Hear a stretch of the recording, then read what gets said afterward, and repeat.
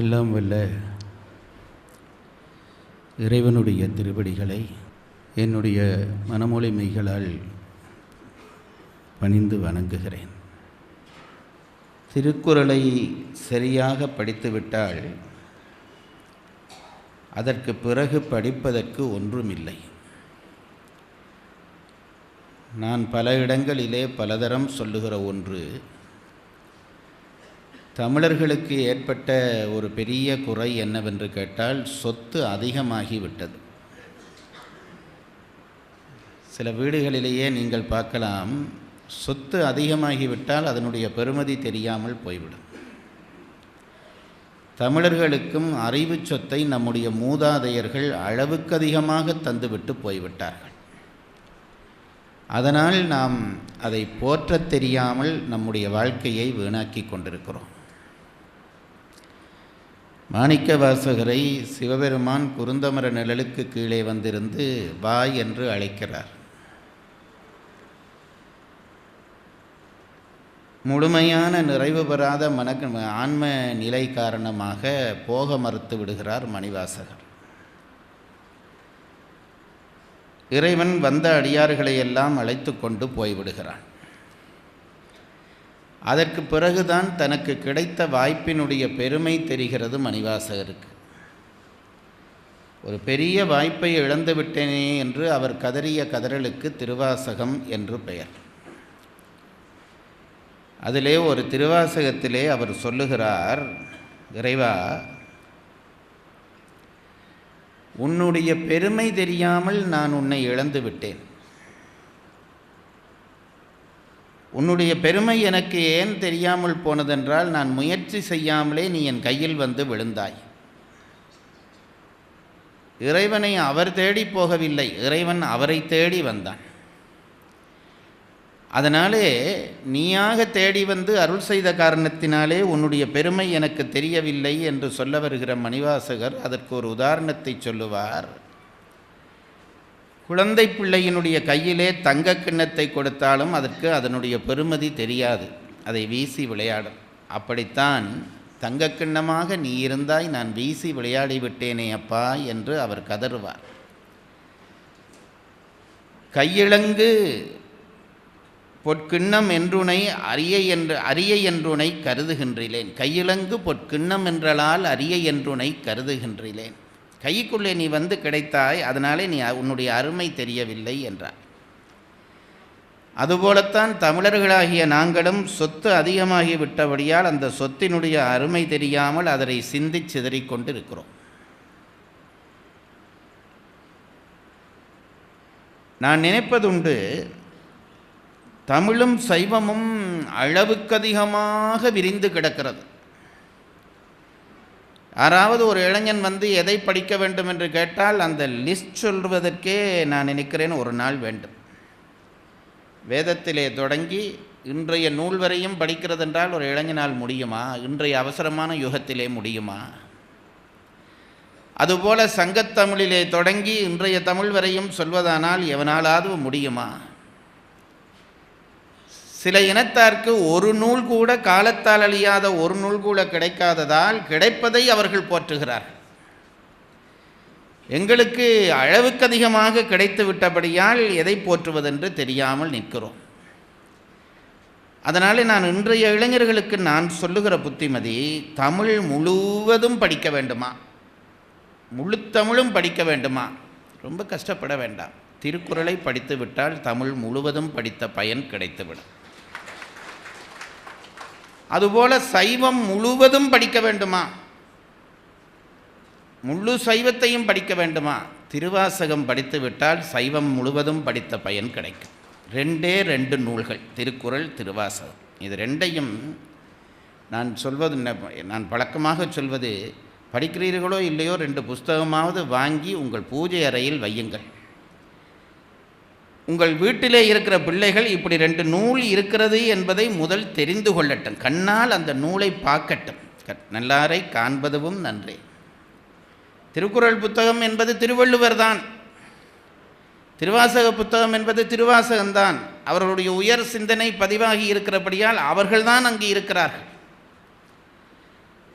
அப்படி நமக்கு கிடைத்த பெரிய பொக்கிஷமாகிய திருக்குறளினுடைய ஒரு பகுதியை மேலோட்டமாக சொல்லியிருக்கிறேன். நான் நினைக்கிறேன் ஒவ்வொரு குறளுக்கு கூட ஒரு நாள் பேசலாம். இது என்னுடைய வித்தை காட்டுவதற்காக இதை சொல்லவில்லை, திருக்குறளுடைய அந்த பெருமையை காட்டுவதற்காக சொல்லுகிறேன். அறத்துப்பாலை திருவள்ளுவர் 3ஆக பிரித்தார். பாயிரத்தை விட்டு 3ஆக பிரித்தார். பாயிரம் என்பது பற்றி அன்றைக்கே உங்களுக்கு சொல்லிவிட்டேன். அது ஒரு முன்னுரை, திருக்குறளுக்கான ஒரு முன்னுரை. அதற்கு பிறகு 3 இயல்கள், பாயிரவியல் முடிந்தவுடனே 3 இயல், இல்லறவியல், துறவரவியல், ஊழியல், இந்த 3ம் சேர்ந்தது தான் அறத்துப்பால். இந்த 3ம் சேர்ந்தது தான் அறத்துப்பால். அதிலே இல்லறம் என்பதன் மூலம் இல்லறத்தை சொன்னேன், இல்லறத்தை சொன்னதன் மூலம் இல்லறவியல் சொன்னேன். துறவரத்தை சொன்னதன் மூலம் துறவரவியல் சொல்லியிருக்கிறேன். இன்றைக்கு ஊழியல் சொல்ல வேண்டும். இதில் என்ன பிரச்சனை என்று கேட்டால், இல்லறவியலிலே பல அதிகாரங்கள், இல்லறவியல் என்ற இயலுக்குள்ளே பல அதிகாரங்கள், துறவரவியலுக்குள்ளேயும் பல அதிகாரங்கள். ஆச்சரியம் என்னவென்றால், ஊழியலுக்கு ஒரே ஒரு அதிகாரத்தை தான் திருவள்ளுவர் வைத்திருக்கிறார். திருக்குறளில் வேறு எந்த இயல்லையும் ஒரு இயலுக்கு ஒரு அதிகாரம் இல்லை. என்னை கூட மாணவர்கள் கேட்பார்கள், ஏன் இந்த ஊழையும் சேர்த்து இல்லறவியலிலேயோ துறவரவியல்லையோ சேர்த்திருக்கக்கூடாதா, இதை எதற்கு ஒரு அதிகாரத்துக்கு ஒரு இயல் வைக்கிறார் திருவள்ளுவர் என்றால், அவர் தேவையில்லாமல் வைப்பாரா? வகுக்கிற பொழுது, ஒரு விஷயத்தை பிரிக்கிற பொழுது அந்த பிரிப்பு சரியாக இருக்க வேண்டும். ஊழை கொண்டு வந்து இல்லறவியலுக்குள்ளே வைக்க முடியாது, அதுக்கு நியாயம் கிடையாது. துறவரவியலுக்குள்ளே வைக்க முடியாது, நியாயம் கிடையாது. பொருட்பாலிலே வைக்க முடியாது, நியாயம் கிடையாது. காமத்துப்பாலிலே வைக்க முடியாது, நியாயம் கிடையாது. அப்போ நியாயப்படுத்துவதற்குரிய இடத்திலே அதை வைக்க வேண்டும். என்ன செய்கிறார் தெரியுமா? இல்லறவியல் முடிந்து துறவரவியல் முடிந்த கையோடே ஊழியல் முடிந்த பிறகு பொருட்பால், காமத்துப்பால், இதெல்லாம் ஒரு நியாயத்தோடு வைப்பது. ஏனென்றால் அறத்தின் பயனாக விளைவது தான் ஊழ். அதை பின்னாலே விரித்து சொல்லப் போகிறேன். அறத்தின் பயனாலே விளைவது தான் ஊழ், ஊழின் பயனாக விளைவது தான் பொருளும் இன்பமும். நான் சொல்வது உங்களுக்கு புரியுறதுங்களா? ஒருவன் முற்பிறவியிலே செய்த அல்லது இந்த பிறவியிலே செய்த அவனுடைய வினைகள்தான், அறச்செயல்கள்தான் அவனுக்கு ஊழாக விளைகின்றன. ஆகவே இல்லறம் துறவரம் என்கின்ற அந்த அறத்துக்கு பிறகு கொண்டு வந்து ஊழை வைக்க வேண்டும். ஊழின் காரணமாகத்தான் ஒருவனுக்கு செல்வமும் இன்பமும் விளைகிறது. ஆகவே பொருட்பாலுக்கும் காமத்துப்பாலுக்கும் முன்னுக்கு வைக்க வேண்டும் என்று நினைச்சு அந்த சரியான இடத்திலே கொண்டு வந்து ஊழை அமைக்கிறார் திருவள்ளுவர். வேறு எவர் பண்ணுவார்? வேறு எவர் பண்ண முடியும்? ஊழை கொண்டு வந்து வைத்தார். இது ஒரு பெரிய பிரச்சனையான விஷயம். எப்படி கடவுளை வார்த்தைகளாலே விளங்கப்படுத்தி விட முடியாதோ, முற்றுமுழுதாக ஊழ் பற்றி தெளிவு தர வார்த்தைகளாலே முடியாது. அது அனுபவம்தான் வர வேண்டும், அனுபவம்தான் வர வேண்டும். நான் நினைப்பதுண்டு, இல்லறம் என்பது அறத்துப்பாலுக்குள்ளே வச்சா சரி, ஏன்னா அது அறம் என்றே முடிகிறது. துறவரம் அறத்துப்பாலுக்குள்ளே வச்சா சரி, அறம் என்றே முடிகிறது. ஊழ் அறம் என்று இருக்கிறதா? இல்லையே, ஊழ் என்றல்லவா இருக்கிறது. அதை ஏன் அறத்துப்பாலிலே கொண்டு வந்து வைத்தார்? ஊழ் என்பது விதி. அது பரிமேலழகரே சொல்வார், ஊழ், விதி, தெய்வம், முறை என்பவையெல்லாம் ஒரு பொருட்கிளவிகள், ஒரு பொருட்சொற்கள். விதிக்கு தெய்வம் என்று ஒரு பெயர் உண்டு. தெய்வத்தால் ஆகாததெனினும் முயற்சிதன் மெய்வருத்த கூலி தரும் என்றால் கடவுள் தராத என்ற அர்த்தம் இல்லை, விதி தராதது என்று அதுக்கு அர்த்தம் கொள்ள வேண்டும். சில பேர் கடவுளால் முடியாவிட்டாலும் முயற்சி செய்தால் தர வேண்டும் என்று பொருள் சொல்லுகிறார்கள். படித்தவன் பாட்டை கெடுத்தான், எழுதினவன் ஏட்டை கெடுத்தான் என்பது இதுதான். விதி என்பது, தெய்வம் என்பது விதிக்கு இன்னொரு பெயர்.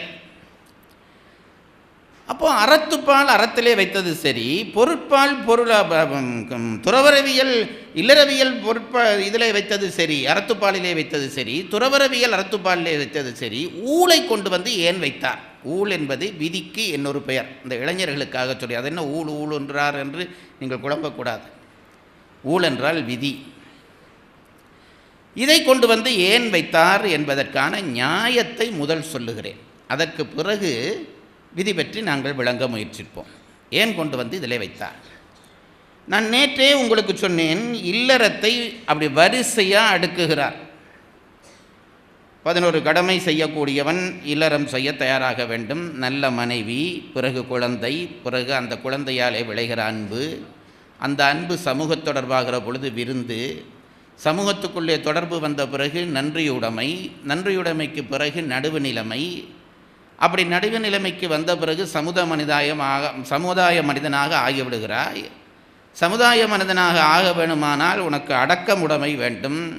மனம் மொழி மெய்களை அடக்க தெரிந்திருக்க வேண்டும். இதை அடக்க வேண்டும் என்று சொல்லிவிட்டு இந்த 3லும் விளையக்கூடிய குற்றங்களை அடுத்தடுத்து சொன்னார்.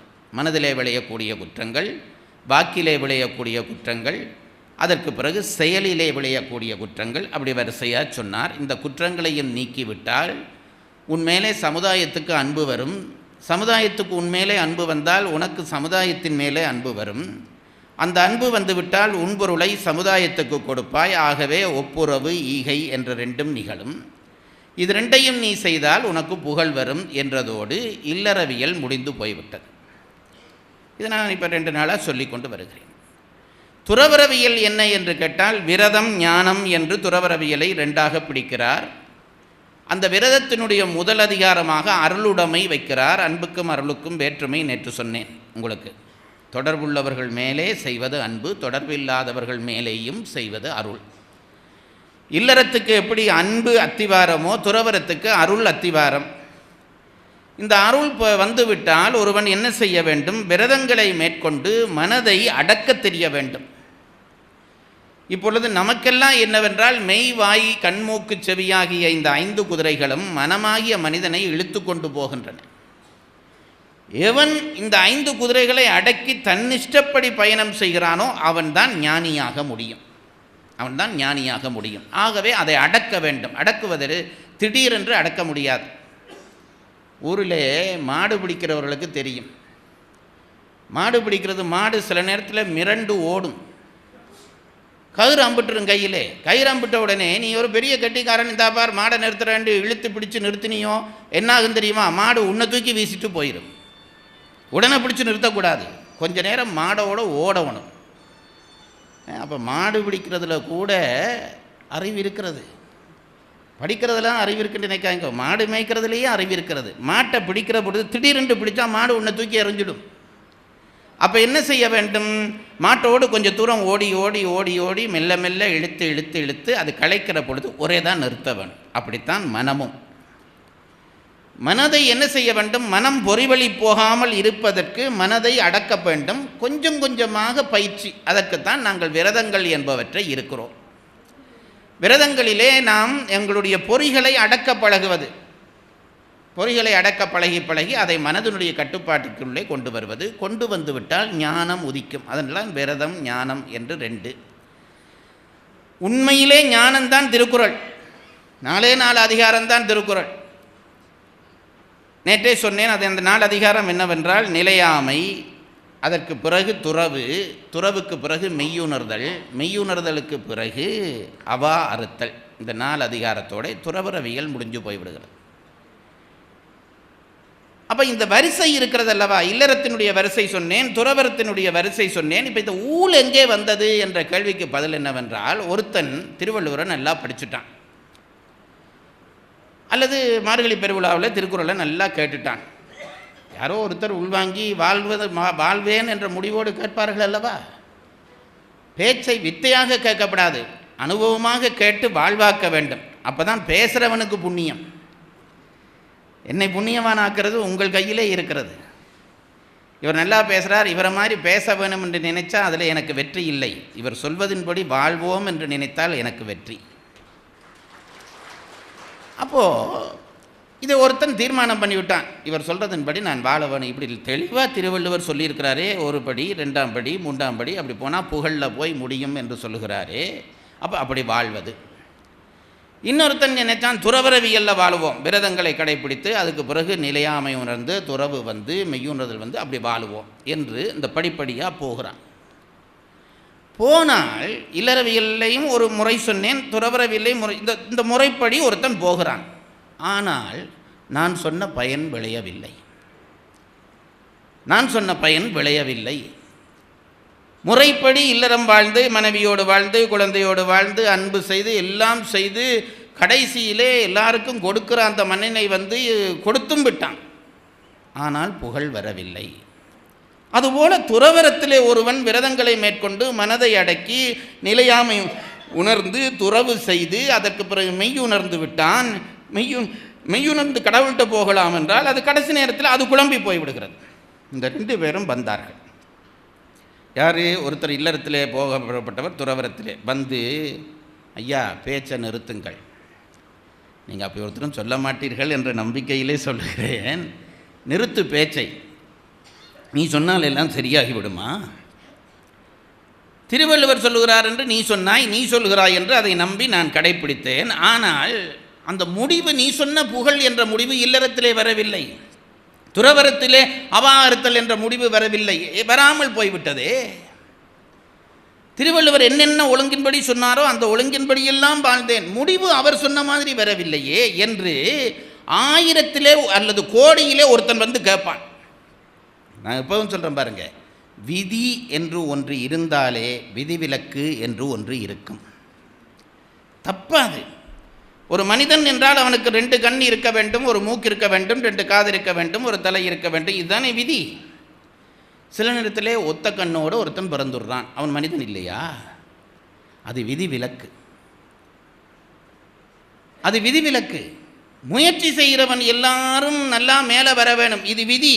சில நேரத்திலே முயற்சி செய்கிறவன் வீழ்ந்து போகிறான், இது விதிவிலக்கு. உலகத்திலே படித்தவன் பாஸ் பண்ண வேண்டும், இது விதி. சில நேரத்தில் படித்தவன் ஃபெயில் ஆகிடுறான், இது விதிவிலக்கு. அப்போது உலகத்திலே விதி என்று ஒன்று இருந்தால் விதிவிலக்கு என்று ஒன்று இருக்கும். அது தப்ப முடியாது. எந்த விதிக்கும் விதிவிலக்கு உண்டு. உலகத்தில் யாரும் தப்ப முடியாது, விதிவிலக்கு உண்டு. ஆனால் விதிவிலக்கை விதியாக்கக்கூடாது.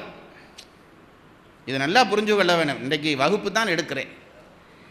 விதிவிலக்கை விதியாக்கப்படாது. இப்போ நான் சொல்கிறேன் பாருங்க, 2 கண் 2 காது ஒரு மூக்கு ஒரு வாய் இருக்கிறவன் தான் மனுஷன் என்று சொன்னேனே. ஒருத்தன் வந்து கூப்பிட்டு கணந்தா, இவனை பாரு, இவனுக்கு ஒரு கண் தான் இருக்கிறது, ஒரு காது தான் இருக்கிறது, இவன் மனிதன். அப்போ இவனை வச்சு இனி நான் ஒரு விதி சொல்லலாமா? ஒரு கண் ஒரு மூக்கு ஒரு கண் ஒரு காது உள்ளவன் மனிதன் சொல்ல முடியுமா? விதிவிலக்கை விதியாக்க முடியாது. 100 பேரில் 99 பேருக்கு 2 கண் 2 மூக்கு ஒரு மூக்கு 2 காது தான் இருக்கிறது. அப்போ அது விதி. ஒருத்தனுக்கு மட்டும் இருக்கிறதே, இது விதிவிலக்கு என்று கொள்ள வேணுமே தவிர இதை விதியாக கொள்ளப்படாது. இதை நல்லா புரிந்து கொள்ளுங்கள். பல பேருக்கு இதில் ஒரு குழப்பம் இருக்கிறது. விதி என்று இருந்தால் விதிவிலக்கு இருக்கும், விதிவிலக்கு ஒரு நாளும் விதியாகாது. இப்போ நான் சொல்கிறது பொதுவான உலக விதி. என்ன நான் சொல்கிற இந்த விதிக்கு வர இல்லை. இப்போ பாருங்க, திருவள்ளுவர் சொன்னபடி ஒருத்தன் வாழ்ந்தான், அந்த முடிவு கிடைக்க இல்லை. கடைப்பிடிக்கிறது என்று நினைச்சு வாழ்ந்தான், முடிவு கிடைக்கவில்லை. அப்போ என்ன, அவன் வந்து என்ன கேட்குறான், ஐயா நீ தானையா சொன்ன இப்படியே வாழ்ந்தா புகழ் வையத்துள் வாழ்வாங்கு வாழ்வான் வானுரையின் தெய்வத்துள் வைக்கப்படும் என்றாயே, இங்கேயே என்னை மதிக்கிறான் இல்லையே, என்ன காரணம் என்று கேட்டால் அதற்கு பெயர்தான் விதி. ஒன்னொருத்தன் சொல்லுகிறான், நான் முறைப்படி இப்படி வாழ்ந்தேனே, துறவியாக என்னாலே முடியவில்லையே, என்ன காரணம்? அதற்கு பெயர்தான் விதி. இந்த அதிகாரத்தை வைக்காவிட்டால் இப்படி வந்து கேட்கிறவனுக்கு நான் என்ன பதில் சொல்றது? நீ சொன்னபடி தானே வாழ்ந்து பார்த்தேன், வாழ்ந்ததுலேயே நீ சொன்ன முடிவு வரவில்லையே என்றால் அந்த முடிவு வருவதற்கு உன் விதி விடவில்லை, அவ்வளவுதான் பதில். இந்த விதி என்ற சொல்லே எங்கே சரியாக வரும் தெரியுமா? யாராவது ஒருத்தர்கிட்ட கேள்விக்கு மேலே கேள்வியாக கேட்டுக்கொண்டே போங்க, பதிலுக்கு பதில் சொல்லிக்கொண்டே இருப்பார். இது இப்படி இது இப்படி இப்படி இப்படி ஒரு இடத்துல பதில் வர இல்லையா, அதுக்கு பிறகு என்ன சொல்லுவார்? அதான்டா விதி என்னுவார். இதுதான் விதி. எங்கே பதில் கிடைக்கலையோ அங்கே விதி என்ற சொல் வந்து விழும். திருவள்ளுவர் நினைக்கிறார், இப்போ நான் சொன்னேனே, அறத்துப்பால் இப்படியே போனால் இங்கே வரும் என்று, துறவரத்தில் இப்படி போனால் இங்கே வரும் என்று, இங்கே வர முடியலையே என்று ஒருத்தன் கேட்டால் என்ன காரணம்? ஊழ் என்று ஒன்று இருக்கிறது, விதி என்று ஒன்று இருக்கிறது, அதனாலே அந்த முடிவை உன்னால் எய்த முடியவில்லை. இதுதான் விதியினுடைய அடிப்படை. இந்த விதியை பற்றி நம்முடைய சமயம் ரொம்ப ஆழமான செய்தி சொல்லுகிறது. என்னுடைய உள்ளம் அதை சொன்னால் என்ன என்று ஆசைப்படுகிறது. ஆனால் உங்களை ரொம்ப களைக்க பண்ணிவிடுவனோ என்று ஒரு பயமும் உள்ளே எனக்கு ஏற்படுகிறது. என்றால் அது தத்துவம் சார்ந்த விஷயம். தத்துவம் என்றாலே என்ன என்பதற்கு நகைச்சுவையாக சொல்வார்கள். ஒருவர் சொல்லி மற்றவருக்கு புரியாவிட்டால் அது தத்துவம். ஒருவர் சொல்லி மற்றவர்களுக்கும் புரியவில்லை, சொன்னவருக்கும் புரியவில்லை என்றால் அது பெரிய தத்துவம் என்பார்கள். நான் ரொம்ப சாதாரண தத்துவம் சொல்லலாம் என்று பார்க்கிறேன். இதெல்லாம் நம் பெரியவர்கள் ஆராய்ந்திருக்கிறார்கள். படிக்கிற பொழுது சிலிர்ப்பு உண்டாகிறது. நான் என் வகுப்பு மாணவர்களுக்கு சொல்வேன், இப்படி இல்லாமல் சிந்திக்க முடியும்? ஒரு 10 நிமிஷம் பல்ல கடிச்சிட்டு கேளுங்க, ஒன்றும் நட்டம் இல்லை. ஒரு 10 நிமிஷம், அதுக்கப்புறம் நான் கீழே இறங்கிடுறேன், கொஞ்சம் ஏற போகிறேன். என்னோட நீங்களும் ஏற வேண்டும், என்னுடைய பிரார்த்தனை. என்ன விதி என்பதற்கு தத்துவவியலாளர்கள் தெளிவாக பதில் சொன்னார்கள். என்ன பதில் தெரியுமா? ஏதாவது ஒரு வினையை நீ செய்கிறாயா, அந்த வினை அதே அளவாக உன்னிடம் வந்து சேரும். அதுதான் விதி. ரொம்ப சுருக்கமாக சொல்லியிருக்கேன். இப்போ விஞ்ஞானத்திலே அதை சொல்லுகிறார்கள். ஒரு தாக்கத்துக்கு எதிரானதும் சமமானதுமான மறுதாக்கம் உண்டு என்று சயின்ஸில் சொன்னால் ஆகாண்டு கேட்குறோம். இதை எப்போவோ நம்ம விதிக்காரன்னு சொல்லிட்டான். நீ செய்த வினைக்கு சமமானதும் எதிரானதுமான வினை உன்னை வந்து சாரும். இதிலிருந்து நீ தப்ப முடியாது.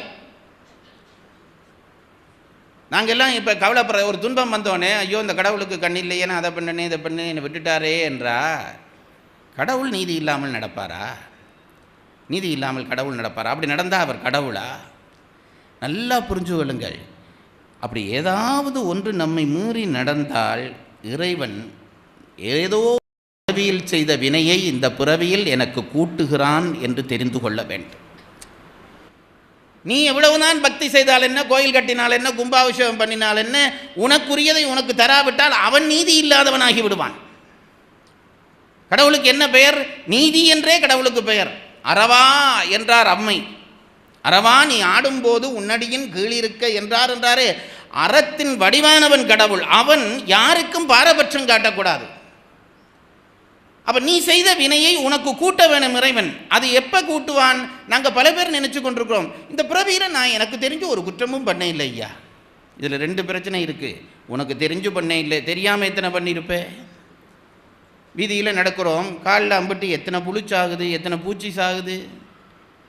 தெரிஞ்சோ தெரியாமலோ வினை நடக்கிறது அல்லவா? அந்த வினை வந்து சேரும். அடுத்தது, இந்த பிறவியிலே செய்த வினை இந்த பிறவியிலே தான் வந்து சேர வேண்டும் என்று கட்டாயம் இல்லை. இதையெல்லாம் அடிப்படையாக தெரிந்து கொள்ளுங்கள். அப்போ தான் வினையினுடைய நுட்பம் புரியும். நாங்கள் பல பேர் நினைக்கிறோம், இந்த பிறவியிலே நான் தீமை செய்யவில்லையே, எனக்கு ஏன் கஷ்டம் வந்ததென்றால், இந்த பிறவியிலே நீ செய்யவில்லை, ஏதோ ஒரு பிறவியில் செய்தது இந்த பிறவியில் வந்து உனக்கு கூடுகிறது. அப்போ அது மட்டும் நியாயமா? கடவுள் அந்த பிறவியில் செய்த வினையை அந்த பிறவியிலே தானே தந்திருக்க வேண்டும், ஏன் இந்த பிறவியில் கொண்டு வந்து தருகிறார்? நம் அறிவு கேட்கும். அதுக்கு பதில் என்னவென்று கேட்டால், அந்த பிறவியில் செய்ததும் உன்னுடைய உயிர்தான், இந்த பிறவிக்குள்ளே வந்து நிற்கிறதும் அதே உயிர்தான். உயிருக்கு வினை வந்து சேருகிறது. உடம்பை வைத்து நீ மறந்து போனா என்பதற்காக வேறொரு இடத்துக்கு கடவுள் தருகிறார் என்று நினைக்காதே. இப்போ தந்தா தான் உனக்கு நோகும். ஒரு அனுபவம் சொல்கிறேன் பாருங்கள். முன்னையும் சொன்னனோ சொன்னையிலையோ தெரியாது. எங்கள் ஊரில், எங்கள் கிராமத்தில் என்னுடைய தாயினுடைய தாயாருடைய தம்பி, என் தாயாருக்கு மாமா.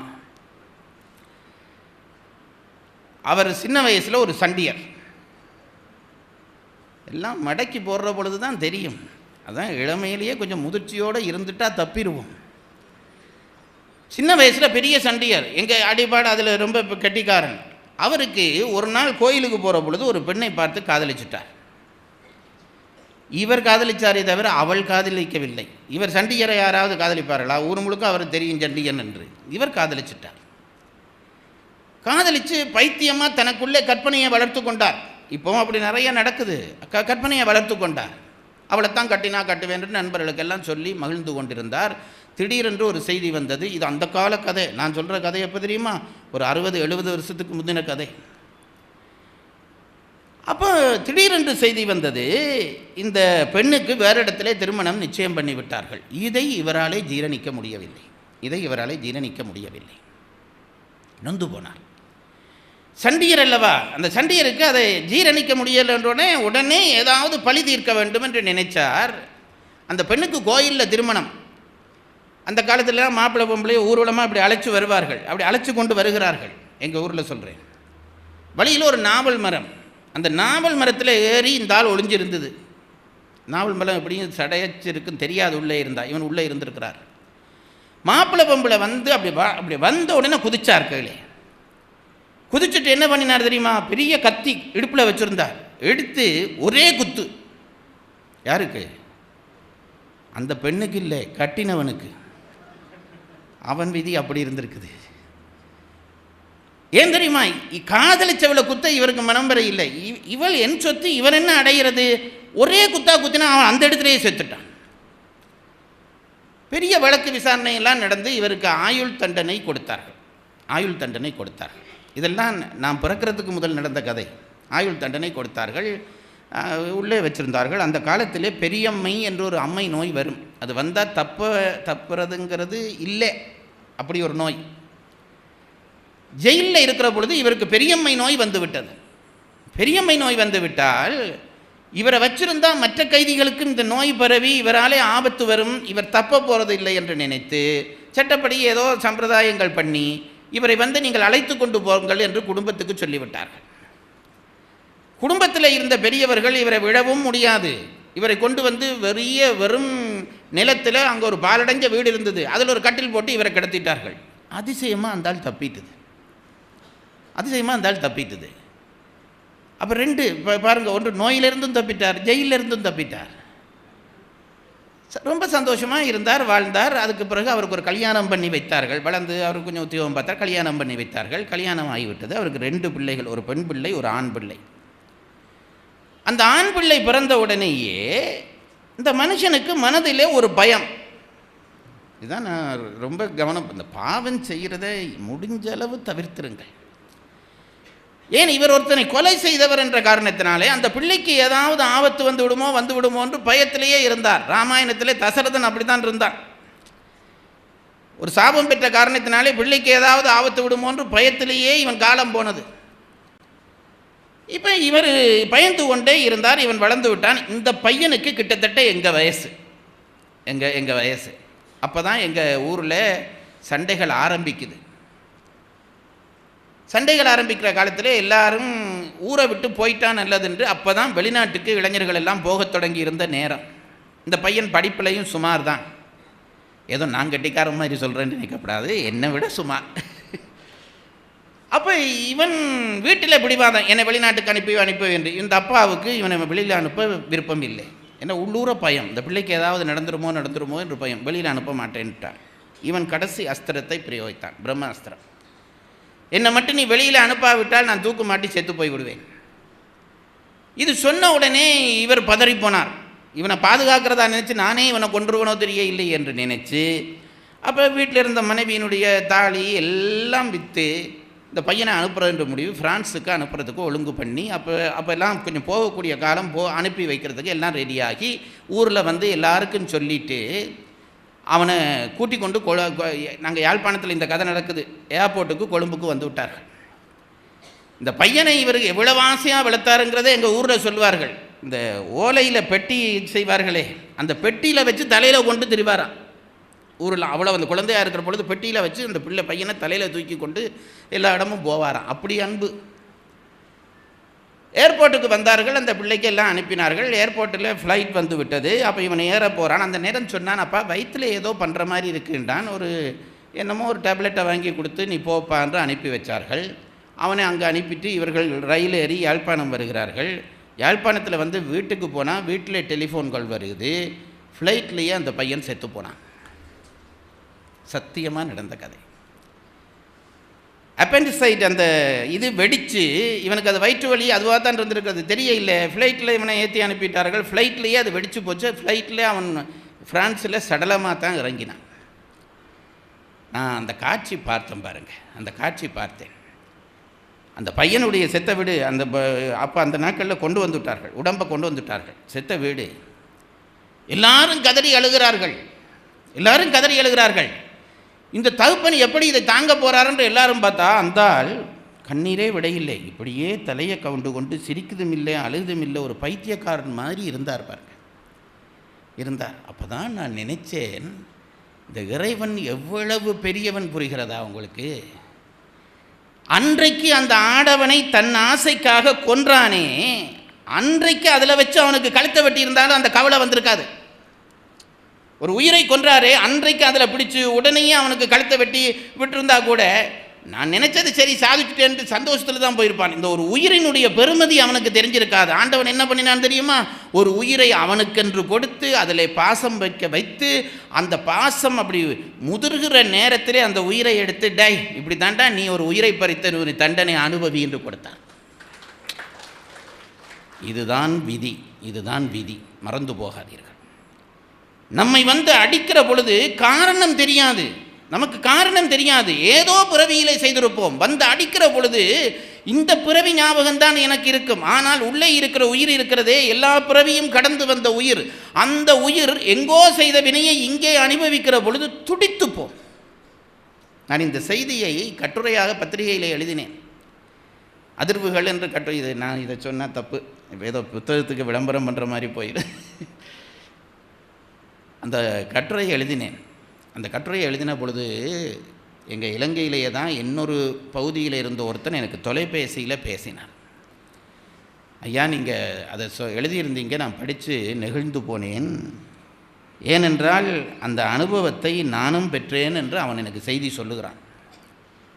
கல்யாணம் பண்ணி புது தம்பதியர்கள் கல்யாணம் பண்ணி ஒரே பிள்ளை ஒரே குழந்தை. யாழ்ப்பாணத்தை சேர்ந்தவர்கள் திருவோணமலையிலே வேலை அரசாங்க வேலைக்காக அங்கே டிரான்ஸ்ஃபர் ஆகி போயிருக்கிறார்கள். வீட்டில் இருந்து கடிதம், ஒரு கோயில் திருவிழா வந்துட்டு போ என்று சொல்லி வீட்டில் இருந்து கடிதம் வந்திருக்கிறது. மனைவியையும் பிள்ளையும் கூட்டிக் கொண்டு இவன் போயிருக்கான். இவன் சொல்லுகிறான் பாருங்க, எனக்கு போயிருக்கிறான், நல்ல சந்தோஷமாக வாழ்ந்த குடும்பம். அங்கே போனால் திருவிழா எல்லாம் முடிஞ்சு சும்மா பிள்ளைகளை அந்த கடை வீதிக்கு கூட்டு கொண்டு போன்றதுக்காக ஒரு ஸ்கூட்டர் யாரிடமோ கடனாக வாங்கி அதில் மனைவியையும் ஏற்றி பிள்ளையையும் ஏற்றி அப்படி போய்கொண்டிருந்திருக்கிறான். போய்கொண்டிருந்தால் எதிரிலே ஒரு லொரி வந்திருக்கிறது. அந்த லாரியை பார்த்தோடனே இவன் கொஞ்சம் ஒதுங்க வேணுமென்று ஒதுங்கி இருக்கிறான். அதில் ஒரு கல், அதில் ஸ்கூட்டர் ஏறி விட்டது. அப்படி அதிர்ந்து ஏறினதல்லவா, இவன் தன்னை சமாளிக்கிறதுக்குள்ளே திரும்பி பார்த்தான். இந்த பின்னால் இருந்த மனைவி அப்படியே சரிந்து விழுந்தாள். அவள் விழுகிற நேரத்திலேயே அந்த லாரி அவள் தலையிலே ஏறினதை நான் கண்ணாலே பார்த்தேன் ஐயா என்றான் அவன். ஒரு வினாடி, ஒன்றும் நீங்கள் ரொம்ப பெரிய பெருமைப்படாதீர்கள், நான் அப்படி இருக்கிறேன் இப்படி இருக்கேன்னு நினைக்காதீங்க. ஒரு வினாடியிலே வாழ்க்கை தலைகீழாக மாறி போய்விடும். ஒரு வினாடியிலே மாறி போய்விடும். நான் ரொம்ப இப்போ சில பேர் சொல்கிறது கிடையாது, ரொம்ப இப்போ எனக்கு நான் எல்லாம் சரி பண்ணிட்டேன், எனக்கு வசதியாக நிம்மதியாக இருக்கிறேன். கடவுளை கும்பிடு. இந்த நிம்மதி எப்போவும் நான் வச்சுருக்கிற ஒரு முறை சொல்கிறேங்க, என்னுடைய அனுபவம். புதுசாக ஏதாவது தா என்று நான் கடவுளை கேட்குறது இல்லை, இருக்கிறத இப்படியே விட்டுட்டா போதும் என்று கேட்பேன். புதுசாக சந்தோஷம் பெற வேண்டாம், அதோடு சேர்ந்து கவலையும் பெற வேண்டாம். நிம்மதியாக இப்போ கிடைக்கிற வாழ்க்கை போதும், அப்படி நினச்சிட்டா போதும். ஒரு வினாடியிலே வாழ்க்கை மாறி போய்விடும். சில பேர் போகிற பொழுது சொல்கிறான், நாளைக்கு சந்திப்போம்ன்றான், அடுத்த கிழமை உங்கள் வீட்டுக்கு வர்றேங்கிறான். என்ன நிச்சயம், யார் கேரண்டி அடுத்த கிழமை நீ இருப்பியா? கணவன் கண் முன்னாலேயே மனைவி ஒரு வினாடியிலே விழுந்து துடிக்க இறந்து போனால், பிள்ளையை அனுப்பினா பிள்ளையினுடைய சடலம் வருகிறது. இதுதான் வாழ்க்கை. ஏன் இது நடக்கிறது? இதுதான் கேள்வி. ஏன் இது நடக்கிறது? எத்தனையோ பேருக்கு நடக்கிறது, வாழ்க்கையில் நடக்கிறது. நாம் தப்பிட்டோமா இருந்தால் என்ன காரணம் என்றால், நமக்கு அந்த வினை இல்லை என்று காரணம். நான் திரும்ப திரும்ப சொல்லுகிறேன், துன்பம் வேண்டாமா, துன்பம் செய்யாதீர்கள். இவ்வளவு தான். துன்பம் வேண்டாமா, துன்பம் செய்யாதீர்கள். இன்பம் வேண்டுமா, இன்பம் செய்யுங்கள். ஆனால் ஒரு பிரச்சனை, துன்பம் இன்பம் இரண்டுமே உயிருக்கு வினைதான். துன்பம் செய்தால் எப்படி பிறவி வருமோ அதுபோல இன்பம் செய்தாலும் அதை அனுபவிக்க பிறவி வரும். இன்பம் துன்பம் என்கின்ற ரெண்டும் பிறவியை, மனித உயிரை கட்டுகிற கட்டுக்கள். அதனால்தான் மணிவாசகர் சொன்னார், அறம் பாவம் என்னும் அருங்கயிற்றால் கட்டி என்றார். பாவம் மட்டும் பிறவிக்கு காரணம் இல்லை, புண்ணியமும் பிறவிக்கு காரணம்தான். நான் தானே சொன்னேனே, ஒரு வினை செய்தாயா அதனுடைய எதிர்வினை உனக்கு வந்தே தீரும். அது துன்பமாக, நல்லது செய்தால் நன்மையாக வரும், கெட்டது செய்தால் துன்பமாக வரும். ஏதோ பிறவியிலே செய்திருக்கிறாய். அப்போ ஒரு கேள்வி வரும். கேள்வி என்னவென்றால், எனக்கு இது ஒரு சொற்பொழிவாற்றுற மாதிரி உணர்வே போயிட்டுது. இப்படி பேச வேணுங்கிறது என்னுடைய விதி, இதை கேட்கத்தான் வேணுங்கிறது உங்கள் விதி. இதெல்லாம் இன்றைக்கு தீர்மானித்ததில்லை, அது பெரிய ரகசியம். பாருங்க, இன்றைக்கு மார்கழி பெருவிழாவில் உட்கார்ந்து விதியை பற்றி கேட்கிறீர்களே, இது இன்றைக்கு தீர்மானித்ததில்லை, நீங்கள் பிறக்கிற பொழுதே தீர்மானிக்கப்பட்டு விட்டது. பழனியப்பனியா இந்த விழா நடத்துவார், இந்த விழாவில் வந்திருந்து நீங்கள் கேட்பீர்கள் என்பதெல்லாம் எப்போவோ நடந்து முடிந்து விட்டது. எங்கள் ஊரில் ஒரு சித்தர் இருந்தார், யோகர் சுவாமி என்று பெயர், பெரிய சித்தர். அவர் சொல்கிற வாக்கியம் எல்லாம் எப்போவோ முடிந்த காரியம், இதுதான் சொல்லுவார். எப்போவோ முடிந்த காரியம். எது எப்போ நடக்கிறதுன்னு யாருக்கு தெரியும்? எனக்கு தெரிந்த ஒருத்தர், அவரை யோகர் சுவாமியோட அனுபவம் உள்ளவர் ஒருத்தர் சொன்னார். ஒரு நாள் வீதியிலே, இதெல்லாம் நான் முந்தியும் சொல்லியிருப்பேன், ஒன்றும் தப்பில்லை, நானே மறந்துட்டு நீங்கள் மறக்க மாட்டீங்களா? வீதியிலே ஒரு நாள் அந்த யோகர் சுவாமி ஒரு தேநீர் கடையில் அப்படி ஒதுங்கி நிற்கிறார். நல்ல மழை பெய்கிறது, அடமழை. அந்த தேநீர் கடைக்காரனுக்கு அவரில் ஒரு பெரிய மதிப்பு. யோகர் சுவாமி நிற்கிறார் என்று இவன் பதட்டப்படுறான். அந்த நேரம் பார்த்து ஒரு சொறி நாய், உடம்பு பூரா சொறி நாய், அது அழுக்காக இருக்கிறது, ஈ மொய்க்கிறது. அந்த நாய் அந்த கடை முதலாளியை பார்த்து காலை நீட்டி தட்டுது. இவனுக்கும் ஒரு பக்கம் சாமி, ஒரு பக்கம் சொறி நாய். இந்த சொறி நாயை பார்த்து சாமி என்ன நினைக்கிறாரோ, அதுவும் சாப்பாட்டு கடை, தேநீர் கடையில் பலகாரம்லாம் வச்சு விற்கிறான், சாப்பாட்டு கடை, இதில் இது நிற்குதே, மற்றவர்கள் அருவருப்பார்கள் என்று இவனுக்கு கோபம். ஒரு என்னமோ எடுத்து கல் எறிஞ்சான், அது போகுதில்லை, திருப்பி தலையை நெட்டுது. வெந்நீர் எடுத்து எத்தினான். அவனுடைய கருணை, வெந்நீர் எடுத்து எத்தினோனையும் அது போகுதில்லை, நிற்கிது. அப்போ யோகர் சாமி இதை பார்த்துட்டு இவனை பார்த்து சொன்னாரான், டே போக போகுதுடா போடுறா, போக போகுதுடா போடுறான்டாரா. இவனுக்கு ஒன்றும் புரியலை, என்னத்தை போடுறான்றதும். உடனே இவர் என்ன செய்தான், அந்த பெட்டியை திறந்து ஒரு வடையை எடுத்து போட்டான். இதை கண்ணால் பார்த்தவர் எனக்கு சொன்னாருங்க. பெட்டியை திறந்து ஒரு வடையை எடுத்து போட்டாராம். வடையை எடுத்து போட்டோடனே இந்த நாய் அந்த வடையை கவ்வி கொண்டு, உடனே மழை பெய்யுது, வீதிக்கு குறுக்க அந்த மற்ற பக்கம் போச்சு தான். அந்த நேரம் ஒரு லொரி அடித்து நாய் செத்து போச்சு. இதெல்லாம் நடந்த கதைகள். நான் ஒன்றும் கற்பனையாக புராணம் சொல்கிறதாக நினைக்காதீர்கள். ஏன்னா அந்த சுவாமிக்கு தெரிந்து விட்டது, இதுக்கான விதி, அது போக போகுது. இவனுக்கு தெரியல. அப்போ போக போதுடா போடுறான்னொன்னே இவன் வடையை போட்டால் போகும் என்று நினச்சி போட்டான், அது போயிட்டுது ஒரே தான். அப்படி நாங்களும் எப்போ போகிறோமோ சொல்ல தெரியாது. இப்போ நான் இதிலேருந்து பேசி கொண்டிருக்கிறேனே, இந்த ஃபேன் திடீரென்று கழண்டு அப்படியே சுற்றி என் கழுத்தை வெட்டிச்சுன்னா நான் தப்பு வேணா? எது நடக்காதுன்று எவனுக்கு தெரியுங்க? எவனுக்கு தெரியும்? ஒரு வினாடியிலே எல்லாம் நடந்து முடிந்துவிடும். அப்போ இந்த வகுத்த விதி ஒன்று இருக்கிறதே, இந்த விதி ஏன் கடவுள் நேர்மையானவராக இருந்தால் அந்தந்த பிறவியில் செய்கிறத அந்தந்த பிறவியில் அனுபவிக்க விடலாமே? கடவுளுக்கு தெரியும் எதை எப்போ செய்வதென்பது கடவுளுக்கு தெரியும். நம் பெரியவர்கள் சொன்னார்கள், விதியும் பக்குவப்பட்டால்தான் ஆன்மாவை சேரும். இதெல்லாம் பெரிய விஷயங்கள். விதிக்கும் ஒரு பக்குவம் உண்டு, வினைக்கும் ஒரு பக்குவம் உண்டு. நீ செய்கிற வினை பக்குவப்படுகிற பொழுதுதான் உன்னிடம் சேரும். பக்குவப்படுவதென்றால் நீ நாங்கள் அந்த தயாராகிறது என்று சொல்கிறோமே, நாம் தயாராகிறோம். இப்போ பசி விட்டது, சாப்பிட பக்குவப்பட்டு விட்டால் தான் சாப்பிட முடியும், இல்லாட்டி சாப்பிட முடியுமா?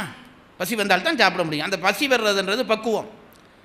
ஒருத்தன் வளர்ந்துட்டான், கல்யாணம் கட்டுற பருவம் பக்குவம் வந்தால் கல்யாணம் கட்டலாம். 5 வயசில் கல்யாணம் கட்ட முடியுமா? நமக்கு பக்குவம் வந்தால்தான் அனுபவம் வருவது போல வினைக்கும் ஒரு பக்குவம் உண்டு என்றார்கள் தத்துவவியலாளர்கள். இதெல்லாம் விளங்குறதுக்கு ரொம்ப காலமாகும். வினைக்கும் ஒரு பக்குவம் உண்டு.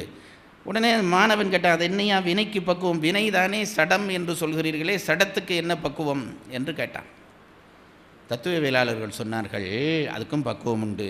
இந்த பாரு, கீரை விதை அல்லது பயறு ஒருத்தன் ஒரு பிடியில் எடுத்தான், ஒரு தேங்காய் 2-4 தேங்காய் எடுத்தான். இது ரெண்டும் விதையா விதை இல்லையா? விதை தானே. பயரும் விதை தான், தேங்காயும் விதை தான். மண்ணை கிண்டி இந்த பயரையும் போட்டான், தேங்காயையும் போட்டான். பயறு அடுத்த நாளே முளைச்சி வெளியில் நீட்டிச்சுது. தேங்காய் 1 மாதத்துக்கு பிறகு தான் வெளியிலே அந்த முளை வந்தது. ரெண்டும் விதை தானே. போட்டோன்னு அடுத்த நாள் பயிர் முளைச்ச மாதிரி தேங்காய் முளைக்கொண்டு எதிர்பார்க்க முடியுமா? அது இன்னும் பக்குவப்படவில்லை. அது பக்குவப்படுற பொழுது தான் அது தலையை நீட்டும். இது பக்குவப்பட்டு தலையை நீட்டிச்சு. அதுபோல சில வினைகள் உடனேயே நமக்கு விளைந்து விடும், சில வினைகள் கொஞ்சம் பிந்தி விளையும், சில பிறவிகள் எத்தனையோ பிறவி தாண்டியும் நம்மை தாக்கும். இது புரிஞ்சுக்கொள்ளுங்க. சில வினைகள் எத்தனையோ பிறவி தாண்டியும் நம்மை தாக்கும். இதில் ஒருத்தன் வர்றான், திடீரென்று அவனுக்கு ஒரு கன்னத்தில் அடிக்கிறேன்னா, அவன் அடுத்த கணத்தில் படாரண்டு அடித்தானா வினை முடிஞ்சு போச்சு, சந்தோஷப்பட்டு கொண்டு போக வேணும். நாங்கள் அதுக்கு சந்தோஷப்பட மாட்டோம். அவன் அடிக்காமல் போனால் சந்தோஷப்படுவோம். ஏன் பைத்தியக்காரா, அப்போ அடி விழுந்தா, அடி விழுந்ததுன்ற நிம்மதியிலையாவது அது தாங்கிடலாம். இப்போ நீ இப்போ வாங்காமல் அவன் அடிக்காமல் போகிறானா, அடுத்த பிறவியில் நீ ஏதோ நினைக்கிற பொழுது அந்த அடி விழும். அப்போ தான் அதனுடைய வேதனை தெரியும். வினைகள் பக்குவப்பட்டால் தான் உயிரை வந்து சேரும். அது வரைக்கும் வினை ஒரு இடத்திலே கிடக்கும். அப்படி வினைகள் வந்து பக்குவப்பட்டு சேருவதற்கு விதி என்று பெயர். இதில் இன்னொரு நுட்பம் பண்ணியிருக்கு. இந்த உலகத்தில் எத்தனை உயிர் உண்டு? இந்த பிரபஞ்சத்திலே எத்தனை உயிர் உண்டு? கோடானு கோடி உயிர் என்று சொல்லிவிட்டார். அதுக்கு முடிவில்லை என்று சொல்லுகிறது தத்துவம். அனாதி, தொடக்கம் இல்லை, முடிவும் இல்லை. அப்போது அவ்வளவு உயிர்கள் இருக்கிறதே. இப்போ நீங்கள் ஒரு வினை செய்கிறீர்கள், அடுத்தவர் ஒரு வினை செய்கிறார், அடுத்தவர் ஒரு வினை செய்கிறார், நான் ஒரு வினை செய்கிறேன். இப்போ நாம் செத்து போய்விட்டோம். இந்த வினையெல்லாம் சேர்ந்து கலந்து நீங்கள் செய்கிற வினை நாம் அனுபவிக்கிற மாதிரி, நான் செய்கிற வினை நீங்கள் அனுபவிக்கிற மாதிரி வந்தால் என்ன பண்ணுறது? சில ஆஃபீஸில் ஃபைலெல்லாம் கலந்துடும். யார் ஃபைல் யாருடைய ஃபைலுன்னு தெரியாமல் இவன் கவுண்டர் இவனுடைய கணக்கு அவனுக்கு கொடுத்து அவனுடைய கணக்கு இவனுக்கு கொடுக்குற வேலை இருக்கிறது அல்லவா? நம்ம சின்ன புத்தியால் அது நடக்கும். கடவுள் அறிவின் நிறைந்தவன், பூரண அறிவு கொண்டவன். அவன் பண்ண மாட்டான். அவன் என்ன செய்வான்? உங்கள் வினை உங்களையே சேரும்படியாக வகுத்து வைத்திருப்பான். உங்கள் வினை உங்களையே சேரும். எப்போ உடம்பெடுத்து இந்த உயிர் இந்த உலகத்துக்கு வருகிறதோ, ஆரம்பத்தில் உடம்பெடுக்கிற நிலைமையில் உயிர் இருக்க இல்லை. அது எப்படி இருந்ததென்றால், அதுக்கு உயிரினுடைய கேவல நிலை என்று சொல்வார்கள். ஆணவ பயப்பட்டு அசைவின்றி இருந்தது முதல் ஆரம்பத்திலே. உயிருக்கு ஒரு அசைவும் இல்லை. அதுக்கு பாடான நிலை என்று சித்தாந்தத்திலே அதுக்கு பெயர். பாடான நிலை என்றால், பாடானம் என்றால் கல் என்ற அர்த்தம். கல்லு போல கிடக்கும் உயிர். ஆணவம் அதை சூழ்ந்து, ஆணவம் அதை பிடித்து கல்லு போல ஆகிவிடும். அப்போ அடுத்த கேள்வி வரும், ஆணவம் அறிவுள்ள சாமானா? இல்லையே, ஆணவம் அறிவில்லையே, அது எப்படி உயிரை பிடிக்கும், அறிவுள்ள உயிரை பிடிக்கும் என்றால், ஆணவத்துக்கு அறிவில்லை தான். இந்த உயிர் போய் அதுக்குள்ளே அம்பிட்டு போ. தூக்கம் வர ஆரம்பிச்சிருச்சா? எப்படி உயிரை, நான் உதாரணம் சொல்கிறேன், ரொம்ப இல்லை, இது கொஞ்சம் கொஞ்சம் விளங்கினா தான் அந்த விஷயம் விளங்கலாம். ஒன்றும் இல்லை பாருங்கள், இருட்டு இருக்கிறதே, இருட்டுக்கு அறிவுண்டா அறிவில்லையா? இருட்டுக்கு அறிவில்லை. உங்களுக்கு அறிவுண்டா அறிவில்லையா? அறிவு இருக்குது. நல்லா நடந்து போகிற நீங்கள் திடீரென்று இருட்டுக்குள்ளே அகப்பட்டீங்கன்னு வைங்க, ஒரு அடி எடுத்து வைக்க முடியாமல் ஸ்தம்பிச்சு நிற்பீர்கள் அல்லவா? அப்போ இருட்டு உங்களை பிடிச்சிதா, நீங்கள் இருட்டை பிடிச்சிங்களா? அடுத்த வருஷத்தோட ஐயா என்னை கூப்பிட மாட்டார். நான் கேட்குறேன், இருட்டுக்குள்ளே போனோன்னே அசைய முடியலை, அடுத்த ஸ்டெப் எடுத்து வைக்க முடியலை, அப்படியே கல் மாதிரி நிற்கிறோமே, அதுதான் பாடான நிலை. இருட்டு எங்களை பிடிக்க இல்லை. இருட்டுக்குள்ளே போய் அகப்பட்டு அசைய முடியாத ஒரு இலைக்கு போய்விட்டோம். அதுபோல் ஆணவத்துக்குள்ளே அகப்பட்டு உயிர் அசைய முடியாத நிலையிலே இருக்கும். இது ஆரம்ப நிலை. இப்போ என்ன பிரச்சனை? உயிருக்கு அறிவுண்டு. இப்போ அறிவு மங்கி போய் விட்டதே தவிர, இருட்டுக்குள்ளே போனோன்னே எனக்கு அறிவு இல்லாமல் போயிருச்சா? அறிவு இருக்கும் தானே, அசைய முடியலை. நானாக போய் அகப்பட்டு கொண்டேன், அசைய முடியலை. அப்போ அசைவு இருக்கிறது. இப்போ என்ன பிரச்சனை? அந்த ஆணவ இருளுக்குள்ளே அகப்பட்ட உடனே உயிருக்கு என்ன நிலை வரும் என்று கேட்டால், அறிவுள்ள பொருள் அசைய முடிய இல்லை. அப்போ என்ன நினைக்கும்? ஐயோ, நான் இதுக்குள்ளே மாட்டுப்பட்டு கொண்டேனே என்ற வெறுப்பு வரும். வருமா வராதா? அடுத்ததாக இதிலிருந்து தப்ப வேணுமே என்று விருப்பு வரும். இதுக்குள்ளே மாட்டிக்கொண்டேனே என்று வெறுப்பு, இதில் இருந்து தப்ப வேணுமே என்ற விருப்பு. இந்த வெறுப்பும் விருப்பம் வந்தோன்னே வினை உயிருக்கு ஆரம்பிச்சிடும். இதுதான் வினை தொடங்குகிற முறை. அது முத்த முத்த முத்த அந்த விருப்பு முத்த முத்த முத்த முத்த பிறகு இறைவன் இதனுடைய வினையை தீர்ப்பதற்காக மாயையிலே இருந்து தனுகரண புவன போகங்களை கொடுப்பான். எல்லாம் பெரிய சொல்லுகள், பயப்படாதீங்க. தனு என்றால் உடம்பு, கரணம் என்றால் அதில் பொருத்தி இருக்கிற கருவிகள். ஒரு வீடு மாதிரி தான் கட்டியிருக்கான் நமக்கும். இது ஏசி, காற்றுள்ள போய் வரும். இது வாசல், அதான் இதுக்கு வாய் என்றே பெயர். வாயில் என்றபடியாக வாய். அதான் இதை எப்பவும் மூடி வச்சுருக்க வேணும் என்ற. வீட்டு வாசலை திறந்து வச்சா உள்ளே என்ன இருக்குன்னு மற்றவனுக்கு தெரிஞ்சிடும். வீட்டு வாசலில் நீங்கள் எப்போயாவது திறந்து வைப்பீங்களா? உள்ளே என்ன இருக்குன்னு தெரிஞ்சிடும், பூட்டி வச்சுருக்க வேணும். அதுபோல் இதை திறந்து வச்சு வாயை திறந்தீங்களா இருந்தால் நீ அறிவாளியா இல்லையான்று மற்றவனுக்கு தெரிஞ்சிடும். மூடி வச்சிரு. முட்டாளாக இருந்தாலும் மற்றவனுக்கு தெரியாமல் அறிவாளின்னு நினைப்பான். உங்களுக்கு அந்த ரகசியம் தெரிஞ்சபடியாக மூடி வச்சிருக்கிறீர்கள், எனக்கு தெரியாதபடியாக வாய் திறந்து பேசி கொண்டிருக்கிறேன். உடம்பு தனு, அதில் பூட்டின கருவிகள் கரணம்.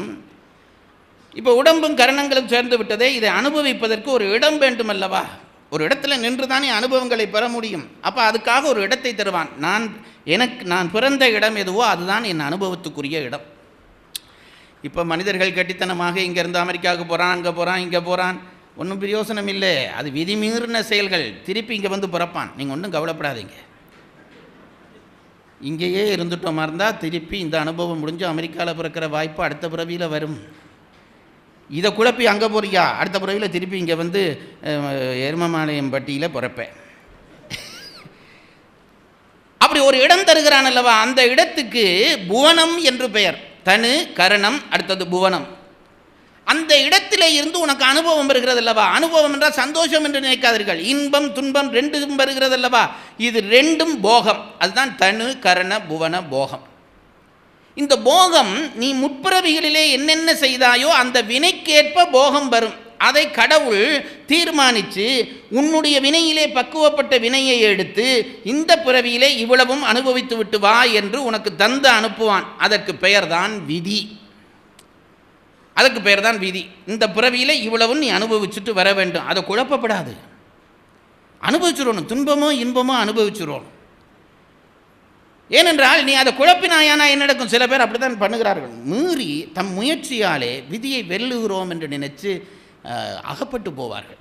இங்கே பாருங்கள், 3 மாதம் சிறை தண்டனை என்று வகுத்தாகிவிட்டது. என்ன பண்ண வேண்டும்? பல்ல கடிச்சு கொண்டு 3 மாதம் சிறையில் இருந்துட்டா வெளியில் வந்து நீ சுதந்திரமாக இருக்கலாம். இல்லை 1.5 மாதத்தில் தப்பியோட புரண்டு தப்பி ஓடினியா இருந்தால் அம்பிட்ட உடனே அந்த தண்டனையும் சேர்த்து இந்த தண்டனையோடு அனுபவிக்க வேணும். அது வேணுமா? அதனால்தான் ஞானியர்கள் எல்லாம் பிராப்தத்தை எதிர்க்கவில்லை. ஞானியர்கள் எல்லாம் பிராப்தத்தை எதிர்க்கவில்லை. ரமண மகரிஷி போன்றவர்களுக்கெல்லாம் புற்றுநோய் வந்தது. விட்டுட்டு போங்கடா, அதை ஏதோ வெட்டுறேன்டா வெட்டுங்கடான்ட்டு இருந்துட்டார். ஏன் தெரியுமா? அது அனுபவம். அந்த அனுபவத்தை நீ பெற்றே ஆக வேண்டும். இன்னொரு ரகசியம் சொல்லுகிறேன். அனுபவம் என்பது இன்பம் துன்பம் என்று 2 வருகிறது. இதில் எது சிறந்தது? இது என்னையா கேள்வி? இன்பம் தானே அனுபவத்தில் சிறந்தது என்று நீங்கள் சொல்வீர்கள். இல்லை, துன்பம்தான் சிறந்தது. ஏன் துன்பம் சிறந்தது என்று சொல்லுகிறேன் தெரியுமா உங்களுக்கு? இன்பத்தை விட துன்பம் சிறந்தது என்று சொல்லுங்க. இன்ப அனுபவம் வர வர இன்னும் பிறக்க வேண்டும் என்ற ஆசை வந்து வாழ்க்கையிலே விழுந்து கொண்டே இருப்பீர்கள். துன்பம் வருகிறதா, ஐயோ போதும் இந்த வாழ்க்கை என்ற எண்ணம் வருகிறது அல்லவா, கடவுளை பிடிச்சிருவீர்கள். அதனாலே இன்பத்தை விட துன்பம் சிறந்தது. குந்தி தேவிக்கு கடைசியிலே கண்ணபரமாத்மா சண்டையெல்லாம் முடிஞ்சு செத்தவன் செத்து உயித்தவன் உயிச்சு எல்லாம் தப்பி முடிஞ்சு கண்ணபரமாத்மா வந்து, அத்தே உனக்கு வாழ்க்கையில் ஒரு சந்தோஷம் நீ அனுபவிக்கல, கல்யாணத்திலேருந்து உனக்கு எல்லாம் குழப்பம்தான்.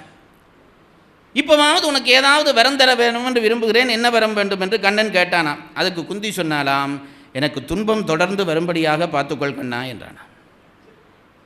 கண்ணன் பார்த்தான், என்ன கிண்டல் பண்ணுறியா, துன்பம் தந்துட்டேன்னு கிண்டல் பண்ணுறியா? இல்லை கண்ணா, துன்பம் தரும்படியாக பார்த்துக்கொள்.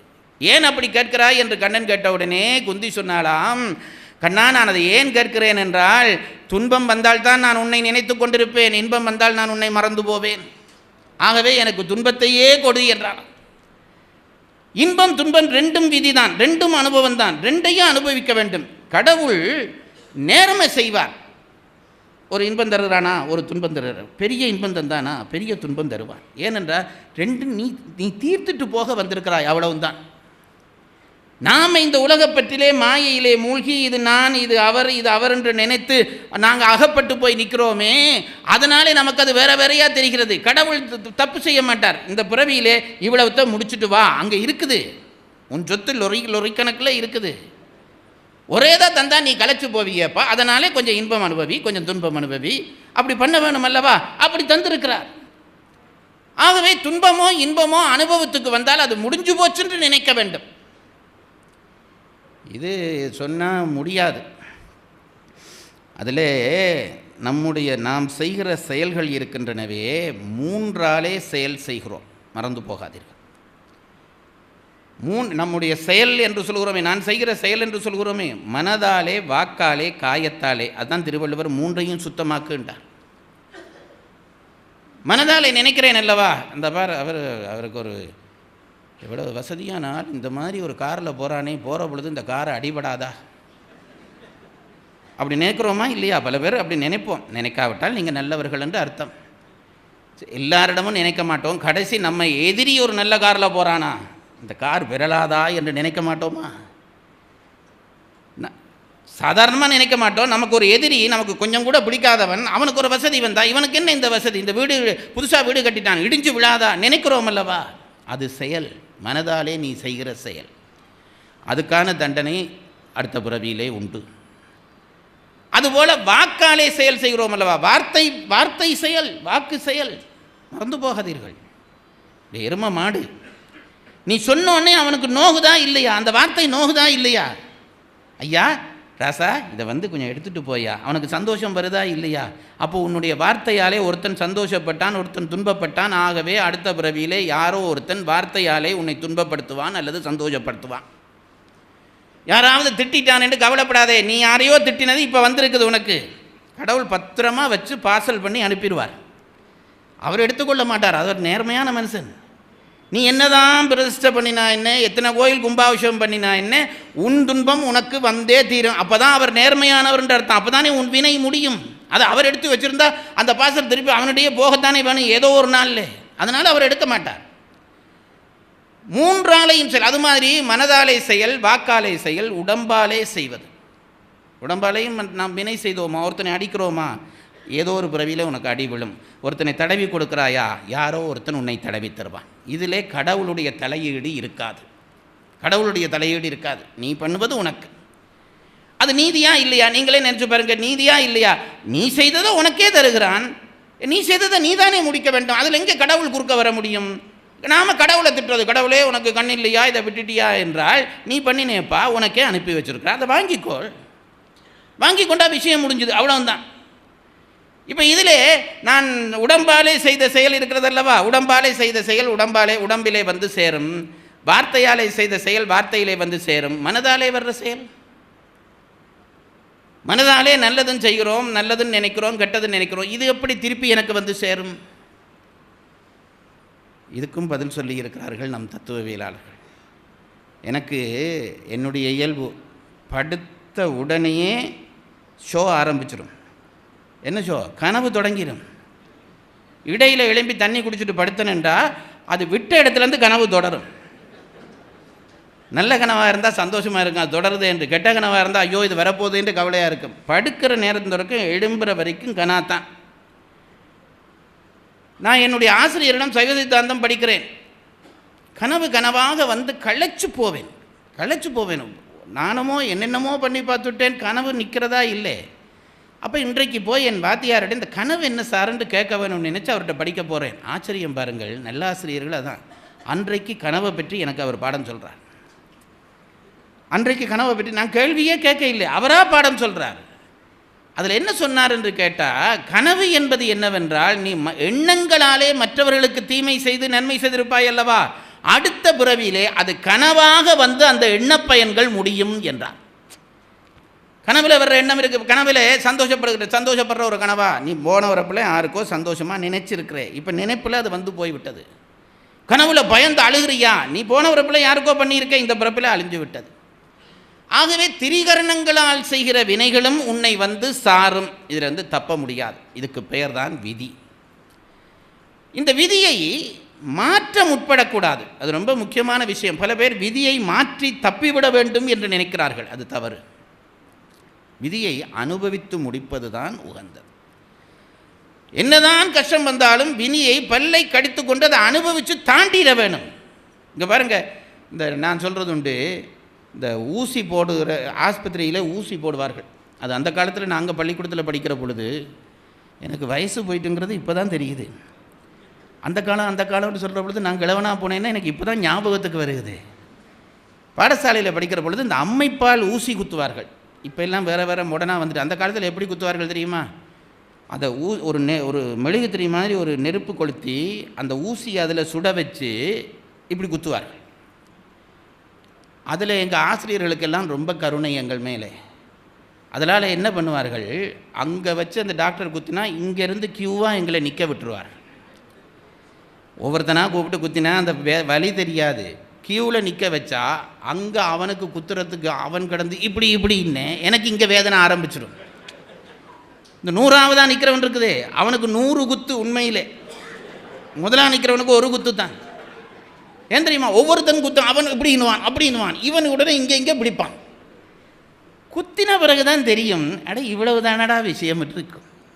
அவ்வளோதான் பிறகு இந்த குத்து அந்த ஒரு நிமிஷம் வேலை தான். அந்த நிமிஷம் முடிஞ்சுதா, இதுக்கு தானா இவ்வளவு பாடுபட்டேன்னு நினைக்கும். அதுபோலத்தான் வினையும். துன்பத்தை பார்த்து ரொம்ப மிரளாதீர்கள், அதை அனுபவித்து கடந்துட்டீர்களே ஆனால் இவ்வளவு தானா என்று ஆகிவிடும். ஆனால் நாங்கள் என்ன பண்ணுறோம் தெரியுமா? மற்றவர்கள் வினையை பார்த்து பயந்து எனக்கும் வந்துருமோ என்று பயப்படுற பயம்தான் அனுபவிக்கிறதை விட கூடுதல். கடவுளே நினைச்சாலும் மாற்ற முடியாது. வினை இருக்கிறதே, கடவுளே நினைச்சாலும் மாற்ற முடியாது. ஒரு கோயிலில் ஒரு அந்தனர், இடக்கிட கதை சொன்னால் தானே நீங்கள் உற்சாகமாக இருப்பீர்கள். ஒரு கோயிலில் ஒரு அந்தனர் இருந்தார், ரொம்ப நல்லவர். கோயில் தர்மகத்தா ஒருத்தார் இருந்தார், ரொம்ப கூடாதவர். இந்த அந்தனர் வறுமை. இந்த தர்மகத்தா அவருக்கு சம்பளமும் கொடுக்க மாட்டான், எங்கேயாவது எப்பயாவது கொடுப்பான். அவனோ பெரிய கோடீஸ்வரன், இவருக்கோ சாப்பிடவும் வழி இல்லாத வறுமை. அப்படி இருந்து இந்த அந்தனர் என்ன செய்வாராம், அங்கே கிடைக்கிற அந்த ஏதோ ஒரு பிடி அரிசியில் ஒரு சாதம் போட்டு சுவாமிக்கு ஒரு பிரசாதம் கொண்டு வந்து வச்சு பூஜை பண்ணாமல் போகிறதில்லை. ஒரு இவ்வளவு அரிசியாவது போட்டு பூஜை பண்ணுவார். 3 நாள் பட்டினி அந்த பிராமணர். அப்பவும் விடாமல் எங்கேயோ சரி கடன் வாங்கி ஒரு பிடி அரிசி வாங்கி சுவாமிக்கு நைவேத்தியம் பண்ணி கொண்டு கோயிலுக்கு வர்றார். இதை மகாலட்சுமி பார்த்தாள் மேலே இருந்து. திருமால் கோயில். மகாலட்சுமிக்கு தாங்க இல்லை, அவள் தாய் அல்லவா, அவளுக்கு தாங்குமா? தாங்க இல்லை. திருமால் நல்லா படுத்திருக்கிறார் ஏசியில். தட்டினார், மகாலட்சுமி தட்டினாள்.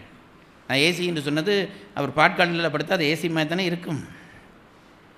இவர் தட்டினார். என்னப்பா என்று கேட்டிருப்பார் அவர். அம்மா சொன்னால், உனக்கே இது நீதியாக இருக்குதா? எப்பவும் பாருங்கள், ஆம்பளைகளுக்கு பொம்பளைகள் தான் எப்பவும் தர்மத்தை எடுத்து சொல்லுவார்கள். ஆம்பளை இதை கவனிக்க மாட்டான். அந்த வீட்டுக்கார அம்மா தான் சொல்ல வேணும், எங்கே உங்களுக்கே இது நீதியாக இருக்குதுங்களா? திருமால் கேட்டார், எதை சொல்கிற? அந்த பாருங்கள், அந்த கோயிலில் ஒரு பூசகன் ஐயன், அவனுக்கு சாப்பிடவே வழி இல்லை, அப்படி இருந்தும் பிச்சை எடுத்து உங்களுக்கு பிரசாதம் கொண்டு வர்றான். அன்றைக்கே அந்த தர்மகத்தாவுக்கு பிறந்த நாள். அவர் அன்றைக்கு பிறந்த நட்சத்திரம், பிறந்த நாள். அவர் பெரிய ஆடம்பரம் எல்லாம் பண்ணி வண்டி கட்டி அந்த வண்டியில் வர்றார் கோயிலுக்கு.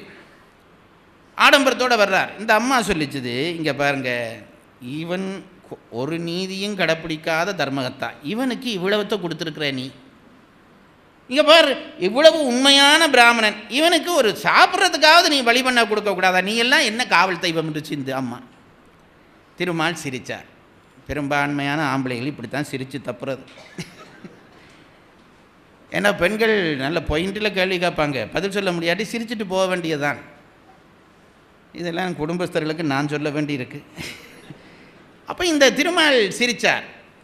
என்ன சிரிக்கிறீர்கள்? நான் கேட்குறது நியாயமா இல்லையா? அவனுக்கு கொடுக்க வேணும், இவருக்கு கொடுக்கப்படாத, என்ன நீங்கள் இப்படி மாற்றி பண்ணுகிறீர்களே என்று கேட்டோடனே திருமால் சொன்னார், பெண்ணே, இந்த பிறவியில் கஷ்டப்பட வேணுங்கிறது இவனுக்கு விதி, இந்த பிறவியில் வசதியாக இருக்க வேணுங்கிறது அவனுக்கு விதி, அவ்வளவுதான் போ. அம்மாவுக்கு கோபம் வந்துட்டு, அது என்ன விதி? நீங்கள் தானே கடவுள் என்று சொல்லுகிறார்களே, நீங்கள் நினைச்சா எதுவும் பண்ணலாம் என்று சொல்லுகிறார்களே, நீங்கள் நினைச்சு மாற்ற முடியாதா? திருமால் சிரித்தார். இது இவனுக்கு விதி, அவனுக்கு விதி. நான் நினைச்சாலும் மாற்ற முடியாது. பின்ன என்ன நீங்கள் கடவுள்? சும்மா இரு, அவரவர் அனுபவித்தது அவரவருக்கு அனுப்பி கொண்டிருக்கிறேன், இதில் என்ன நீ ஏன் குறுக்க கூப்பிடுற? இல்லை, நீங்கள் நினைச்சா மாற்ற முடியும். அப்படியா? நீ யார்? நான் உங்கள் மனைவி. உனக்கு என்ன பேர்? லக்ஷ்மி. லக்ஷ்மி என்றால் யார்? செல்வத்துக்கு அதிபதி. அப்போ நீ தானே செல்வத்தை வச்சிருக்க, கொண்டு போய் கொடுத்துறேன் என்றார் திருமால். விதியை மாற்றி கொடுக்க போகிறாய், கொடு என்று சொன்னோடனே லக்ஷ்மிக்கு ரோசம் வந்து விட்டது. நான் கொண்டு போய் இன்றைக்கே அவனை நான் பணக்காரன் ஆக்கிட்டு வர்றேன் என்று நினச்சி கொண்டு லக்ஷ்மி விடை பெற்று கொண்டு வந்தாள். இந்த தர்மகத்தா கோயிலுக்குள்ளே போனான். சாமி, எனக்கு இன்றைக்கு பிறந்த நாள், ஒரு அர்ச்சனை பண்ணுங்க என்று காசு கொடுக்காமலே அர்ச்சனை பண்ண சொன்னான். இவன் இயல்பே அது. அவர் அர்ச்சனை பண்ணினார். பண்ணினோன்னே எட்டி பார்த்தான். உள்ள ஒரு கிண்ணத்தில் இவர் பிச்சை எடுத்து வந்த பிரசாதம் இருந்தது. பிரசாதம் ஏதோ வச்சுருக்கிறீங்க போல இருக்குது சாமின்றான். அதையும் தூக்கி கொடுத்துட்டு தந்தாள். அன்றைக்கு சாப்பிட்றதுக்கு அந்த ஆளுக்கு ஒன்றும் இல்லை. இவர் இதையும் வாங்கி கொண்டு நின்றா தச்சனை கேப்பாரோ குருக்கள்ன்ட்டு விறுவிறுண்டு நடக்க தொடங்கிட்டான். போய் வண்டியில் ஏறினான். வண்டியில் ஏறி விறுவிறுண்டு போகிறான். இவர் நினைச்சார், இவர் அதை பற்றி ஒன்றும் கவலைப்படலை. இவர் பெருமாளை பிடிச்சவருக்கு என்ன கவலை? பெருமாள் ஏதோ அவர் பண்ணுறார், நான் அனுபவிக்க வேண்டும், அதுதான் அவர் நினைவு. அப்போ இவர் நேராக வந்தார். வந்து கோயிலை பூட்டினார். கோயிலெல்லாம் பூட்டி எல்லாம் பூசை முடித்து பூட்டிட்டு வெளியில் வந்தார். வண்டிக்காரனை பார்த்து இந்த தர்மகத்தா சொன்னார், டேய் வண்டியை கொஞ்சம் வேகமாக ஓட்டுறா, பின்னுக்கு ஐயர் வர்றார், ஏதாவது கடனை கேட்டுற போகிறார், ஓட்டுறான். இவனும் மாட்டுக்கு போட்டு அடிக்கிறான் வண்டிக்காரன். வண்டி ஓடுது. இப்போ வெளியில் வந்த இந்த அந்தனர் பார்த்தார், மகாலட்சுமி பார்த்தார், இந்த பார், இந்த நிமிஷம் நான் இவனை பணக்காரன் ஆக்குகிறேன் என்று நவரத்தினங்களும் கட்டின ஒரு பெரிய ஒரு மூட்டையில் கட்டி கொண்டு வந்து இவர் வர்ற வழியில் போட்டுட்டார். பிராமணர் வந்தார். அந்த வழியில் ஒரு பட்டு துணி மூட்டை இருக்குது. திறந்து பார்த்தார், எல்லாம் நவரத்தினமாக பளபளன்னு மின்னது. ஒரு நவரத்தினம் காணும் ஒரு ஆயுளுக்கு. பிராமணர் என்ன பார்த்தார், இவ்வளவு நவரத்தினையும் அவர் பார்த்ததை கூட இல்லை. பார்த்தோன்னே என்ன நினைச்சார், ஐயோ இந்த நவரத்தினை இந்த இடத்துல எப்படி வந்ததுன்ட்டு நினைச்சார். கோயிலுக்கு யாரும் வரலையே, நான் தானே வந்தேன், எனக்கு அப்புறம் தர்மகத்தா தானே வந்தார், இந்த முடிச்சு இங்கே எப்படி வந்திருக்கும்? ஓஹோ, தர்மகத்தா தான் இதை கொண்டு வந்து போட்டுட்டு போயிட்டார் போல இருக்குன்று இந்த மூட்டையை எடுத்துக்கொண்டு வண்டிக்கு பின்னால் ஓடுறார். இவர் ஓடி வர்றதை பார்த்தோன்னே தர்மகத்தா வண்டியை ஓட்டுன்றான். இவர் நில்லுங்க சாமி, அவர் ஓட்டுறா சாமி ஒரு மாதிரி பிடிச்சிட்டார். என்னன்னு கேட்டார் இந்த தர்மகத்தா, உங்கள் இந்த நவரத்தின மூட்டையை போட்டுட்டு போகிறீங்க, அதை கொடுத்துட்டு போகலாம்னு வந்தேன் என்று அதை தூக்கி கொடுத்தான். இதை வாங்கி பார்த்தான் தர்மகத்தா. ஆமாம், என்னுடைய முடிச்சு தான் என்று வாங்கி கொண்டு போய்விட்டான். மகாலட்சுமி தலையை கவிழ்ந்து கொண்டு வந்தாள் வைகுண்டத்துக்கு. திருமால் கேட்டாள், அவனை பணக்காரன் ஆக்கிட்டியா என்று கேட்டாள். நான் கொடுத்தேன், அவன் கொண்டு அங்கே கொடுத்துட்டான். அதாண்டி நான் சொன்னேன், அதுதான் அவன் விதி, இதுதான் இவன் விதி. அதுதான் அவன் விதி, இதுதான் இவன் விதி. உன் விதியில் எழுதப்படாத ஒரு குண்டூசியைத்தானும் நீ பெற்றுக்கொள்ள முடியாது, மறந்து போகாதீர்கள். நான் அதான் சொல்கிறது, மற்றவர்களை பார்த்து போட்டி பொறாமை வேண்டாம். அவன் விதிக்கு அவன் அனுபவிக்கிறான். இங்கே பாருங்கய்யா, ஒருத்தனுக்கு 100 மார்க்ஸ், ஒருத்தனுக்கு 80 மார்க்ஸ், ஒருத்தனுக்கு பரீட்சையில் 50 மார்க்ஸ், ஒருத்தன் ஃபெயில் விட்டுட்டான், ஒருத்தனுக்கு 0 வந்தவன் 90 மார்க்ஸ் வாங்கினவனை பார்த்து கவலைப்பட்டு என்ன பிரயோசனம்? நீ படிக்கையிலே உனக்கு 0, அவன் படித்தான், அவனுக்கு 90. அப்போ நீ என்ன செய்ய வேண்டும்? இனியாவது நான் படித்து பாஸ் பண்ண வேணும், எனக்கும் அந்த புள்ளி வர வேண்டும் நினைக்க வேணுமே தவிர படித்தவனை பார்த்து பொறாமப்பட்டா இந்த 0க்கும் என்ன மைனஸில் கீழே போகும். இந்த விதி கொள்கை மட்டும் இருந்து புரிஞ்சிட்டுதுன்னா பாருங்க, உலகத்தில் யாரோடும் பகை இல்லை. உனக்கு ஒருத்தன் தீமை செய்கிறானா, அவனை பார்த்து நீ கோபப்படாதே. திருவள்ளுவன் அதை எவ்வளவு தெளிவாக சொல்லிட்டு போனான். செய்தார இன்னா செய்தாரை ஒருத்தல் அவர்னான நன்னயம் செய்து விடல். நீ ஏன் அவனை பற்றி, அவன் உனக்கு தீமை செய்கிறானா, அதை நீ கவலைப்படாதே. உன் விதி உனக்கு வந்து சேருது, நீ நல்லது செய். அப்போ அடுத்த பிறவிலையாவது நல்லது வரும். இதுதான் விதி கொள்கை. இது ரொம்ப நல்ல தெளிவாக புரிஞ்சுக்கொள்ளணும் பாருங்கள். இதுதான் விதி கொள்கை. விதி என்பது அனுபவத்துக்கு வர வர வர வர வர வர நம் பாரம் குறைகிறது என்பது தெரிய வேண்டும். பல பேருக்கு இது தெரிவதில்லை. பாரம் குறைந்து கொண்டே போகும். இந்த பாரம் குறைய குறைய இந்த விதி என்கின்ற ஒன்று இருக்கிறதால் தான் திரும்பி திரும்பி திரும்பி பிறக்கிறோம். ஒவ்வொரு பிறவியிலேயும் நம் ஆன்மா அனுபவம் பெறுகிறது. மறந்து போகாதீர்கள், ஒவ்வொரு பிறவியிலும் நம் ஆன்மா அனுபவம் பெறுகிறது. அந்த அனுபவம் என்ன செய்யும் என்றால் ஆத்மாவை மெல்ல மெல்ல கனிய பண்ணும். எத்தனை பிறவி நமக்கு, எத்தனை பிறவி? கணக்கு தெரியாது சார். அதான் அருணகிரிநாதரை கேட்ட பொழுது சொன்னார், எழுகடல் மணலை அளவிடின் அதிகம் எனதிடர் பிறவி அவதாரம் என்றார். 7 கடலில் இருக்கிற கடற்கரை மணலை எண்ணி எடுத்தா அதை விட அதிகமாக பிறந்துட்டேன்டா நான். புல்லாகி பூடாகி புழுவாகி மரமாகி பல்விருகமாகி பறவையாகி பாம்பாகி கல்லாகி மனிதராகி பேயாகி கணங்களாகி வல்லசுரராகி முனிவராய் தேவராய் செல்லான் என்ற இத்தாவர சங்கமத்துள் எல்லா பிறப்பும் பிறந்திழைத்தேன். சொன்னாலே மூச்சு வாங்குது. இதெல்லாம் ஒவ்வொரு பிறவின்னு நினைக்காங்க. புல்லில் 100 விதமான புல் இருக்குது. அவ்வளவு புல்லாகவும் பிறக்க வரும். புல்லுலேயே ப்ரமோஷன் வரும். சில புல் இருக்குது தொட்டாலே அது நஞ்சாகிடும். சில புல் தொட்டாலே நஞ்சாகிடும். மனுஷனில் நஞ்சு மாதிரி புல்லுலையும் நஞ்சு புல் இருக்குது. அதாக பிறந்து அது பிறகு கொஞ்சம் கொஞ்சமாக வளர்ந்து வந்து பிள்ளையாருக்கு வைக்கிற ஆகிறாயல்லவா, அப்போ புல்லில் வளர்ச்சி. அதுக்கு பிறகு மெல்ல பூண்டாகுவாய், பூண்டில் வளர்ச்சி. இப்படி ஒவ்வொரு பிறவிகளுக்கு மேலே பிறவி பிறந்து ஒவ்வொரு பிறவியிலையும் ஆன்மா பக்குவப்படுகிறது. இன்பம் துன்பம் அடிக்க அடிக்க அடிக்க ஆன்மா பக்குவப்படும். அதற்காகத்தான் இந்த கன்மத்தை இறைவன் கொடுத்தான். ஆகவே வினை அனுபவம் என்பது நீங்கள் யார் மேலேயும் உங்களுடைய இன்பத்திற்காக அவன் தந்தான் என்று மகிழவும் வேண்டாம், துன்பத்தை கண்டு அவன் தந்தான் என்று நீங்கள் கவலைப்படவும் வேண்டாம். இன்பமும் உங்களுக்கு வருகிற இன்பத்துக்கு நீங்கள் தான் சொந்தக்காரன். அவன் கொண்டு உங்களுக்கு ஒரு 10 லட்சம் ரூபா தர்றான் என்றால் அவன் தந்தான் என்று நினைக்காதீர்கள். போன புறவிலே நீங்கள் யாருக்கோ கொடுத்ததை இப்போ இவன் கொண்டு வந்து தருகிறான், அவ்வளவுதான். அதுபோல் ஆள் வச்சு ஒருத்தன் உங்களை அடிக்கிறானா, போன வரப்பில் நீ அடிச்சிருக்கிறேன்ட்டு நினைச்சுக்கொள். பகை வராது, உலகத்தில் பகை வராது, ஒருத்தர் மேலே கோபம் வராது, வாழ்க்கை தெளிவாக போகும். இந்த கொள்கையைத்தான் வினை கொள்கை விதி கொள்கை என்று நம் பெரியவர்கள் சொன்னார்கள். இந்த விதியில் என்ன பெரிய விஷயம் என்றால், ஒரு கேள்வி எழுப்புவார்கள் சில பேர், இந்த விதியை வெல்ல முடியாதா? எல்லாருக்கும் இந்த ஆசை, விதியை வெல்ல முடியாதா, எப்படி வெல்லுவது, விதியை வெல்லுவது என்று கேள்விக்கு மேலே கேள்வியாக கேட்கிறார்கள். விதியை வெல்ல முடியுமா முடியாதா? ஏன் இந்த கேள்வி வருகிறது என்றால், ஒரு பக்கத்திலே நம்முடைய சமய நூல்கள் சொல்லுகின்றன விதியை வெல்ல முடியாது என்று, ஒரு பக்கம் நம் சமய நூல்கள் சொல்லுகின்றன. இன்னொரு பக்கம் நம் சமய நூல்களிலேயே சில செய்திகள் விதியை வெல்லலாம் என்றும் காட்டுகின்றன. இதுதானே பெரிய பிரச்சனை. வரும் வராது அது சொன்னால் எல்லாருக்கும் தெரிஞ்சிருக்குது. திருக்குறள் சொன்னால் ஒருத்தனுக்கும் தெரியுது இல்லை? அதுதான் இந்த ஊடகங்களினுடைய சக்தி. வரும் வராதுன்றது சினிமாவில் ஒருத்தர் சொன்னார், அது மாதிரி தான். இப்போது விதியை வெல்லலாமா வெல்ல முடியாதா என்றால், வெல்லலாம் வெல்ல முடியாது, இதுதான் பதில். அது என்ன வெல்லலாம் வெல்ல முடியாது என்றால், அதுக்கு 2 பக்கத்துக்கும் பதில் சொன்னார்கள். என்னவென்றால், அருணகிரிநாதர் கந்தர் அனுபூதியிலே சொன்னார், அவன் கால் தாழ்பட்டு அழிந்தது என் தலைமேல் அயன் கையெழுத்தே. என்ன அர்த்தம்? முருகப்பெருமானுடைய திருவடி பட்டதாலே பிரம்மன் எழுதியதாகிய தலையெழுத்து, அதுக்கு தான் விதி என்று பெயர், அது அழிஞ்சு போச்சு என்றார் அருணகிரிநாதர். அப்போ என்ன அர்த்தம்? விதியை மாற்றலாம் என்று அர்த்தம். அதைவிட ஒரு கதை இருக்கிறது நம்முடைய புராணங்களிலே. மார்க்கண்டேயர் பற்றி உங்களுக்கு தெரியும். இளமையிலேயே பிள்ளை இல்லை என்று தாய் தந்தையர்கள் வருந்துகிறார்கள்.